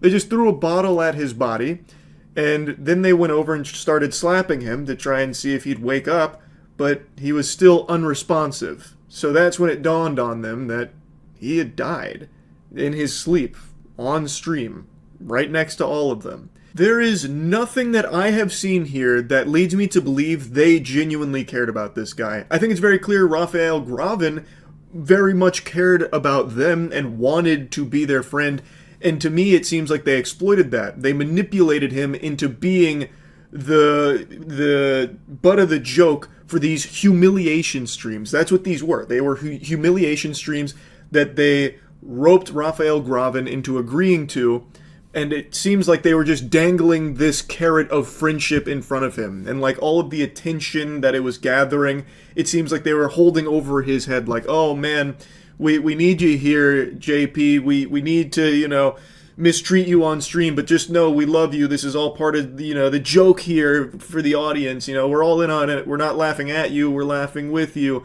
That's what it seems like to me from everything I have seen here. And this has gone on for a really long time. It really seems like at no point did they actually respect JP or treat him like a friend. He was simply the catalyst for their humiliation streams. Because of him, they were able to get a lot more eyeballs and make a lot more money off humiliating and abusing this guy that they never actually really viewed as a friend. That's what it looks like to me. Now, all of this was broadcast on Kick, and it went on for a long time. Not only this 10-day marathon, but a lot of the other abuse that happened prior also broadcast on Kick, and at no point were they ever, reprimanded or shut down, according to sources. So a lot of attention is now turning towards Kick about, how they handle illegal shit like this. So our priority is to protect creators and ensure a safer environment on Kick. All co-streamers who participated in this live broadcast have been banned pending the ongoing investigation. So they didn't ban until after JP's death. Now, this kind of thing has happened on Twitch before. This isn't exclusive to just Kick. This has happened on YouTube streaming before as well. There was a streamer a while back on YouTube who literally murdered his girlfriend on stream. This is unfortunately something that has happened on other streaming platforms, and I understand that it can oftentimes be hard for a company to proactively get involved and stop something from happening before it happens, preventing a tragedy. This isn't fucking Minority Report here with Tom Cruise able to, see the future or some shit. They couldn't prevent it in some of those cases, but this one's a little different because a big source of their content was mistreating JP on stream. Strangling him, beating him. That was a big piece of their content for a while, even before, all of this blew up and he passed away. I feel like at some point Kick could have absolutely been alerted to that and taken action. And Kick does have a history of letting criminal activity fly unpunished for a while. There is a streamer that I have talked about numerous times who has literally fucked a prostitute on stream, on Kick, in front of a child on stream, and still was never banned for that. And that wasn't even the first time that he fucked a prostitute on stream. But that was the first time he did that while a child was literally in the room while he had sex with that prostitute. Still, never banned. Kick has been very loosey-goosey with their enforcement of their own policies, where they will let criminal activity fly for way too long. So that is something I think they really need to get under control. Kick has been growing a lot recently, and I think if it wants to continue to grow, it needs to take shit like this far more seriously. Before something like this happens. I feel like day one of JP being abused during this 10-day marathon, Kick could have come in and just put the kibosh on it. I'm not saying that would have saved his life or anything like that. Of course, there's no way to know. But if Kick would just be a little more mindful of trying to prevent illegal activities from being broadcast on there, it'd be really helpful, not only to the platform, but to people like JP, where if his friends weren't receiving such monetary incentive to keep humiliating and abusing him, if they had been banned by Kick, well, maybe they would have stopped. But when they get to do an entire 10-day marathon of a bulk of the content revolving around, fundamentally torturing this guy, well, then it seems like they've got the green light to keep doing it, and they made a lot of money doing it too. And I already know the defense that a lot of people will use here about Kick has grown a lot, so there's a lot of buns in the oven. They can't keep track of every stream every single time. And I recognize that to a certain extent, but this was a big stream for them. This is something that I think would have been on their radar in some capacity, and given Kick's history of just letting really degenerate and illegal shit fly for a while, I think there's a chance they knew about this, but just were letting it ride because it was a big stream, and they don't want to be viewed as the platform that's like Weenie Hut Jr., where they'll like ban people willy-nilly. Which again, I get, but when it comes to like torture and illegal shit, there is nothing wrong with stepping in and banning those accounts. In fact, I would argue it's very beneficial for your platform to do that, so that way the perception of Kick as a whole isn't like a lawless wasteland where criminals go to broadcast illegal shit. And it seems like the user base would like Kick to do more in cases like this. Aiden Ross made a statement where he mentioned that him and Drake are going to be covering the funeral costs for Raphael Gravin, which I think is a very nice gesture. And from what I can tell, it seems like Aiden agrees that Kick needs to do more in cases like this to stop the illegal content from being broadcast on that platform. It seems like it's something the users agree needs to have more action taken on, like stopping illegal broadcasts of crime on Kick. Now, to go back to the actual individuals involved in the abuse of Parmenov, one of the lawyers for them has come forward and said that the victim had cardiovascular problems and that the violence in the videos was acted. All of those scenes are just staged. They follow a script, he said. Actually going back to the classic, it's all just acting. A pretty interesting defense tactic here. I wonder if the text message Raphael Gravin sent to his mother agrees that it was all a script and that it was just acting.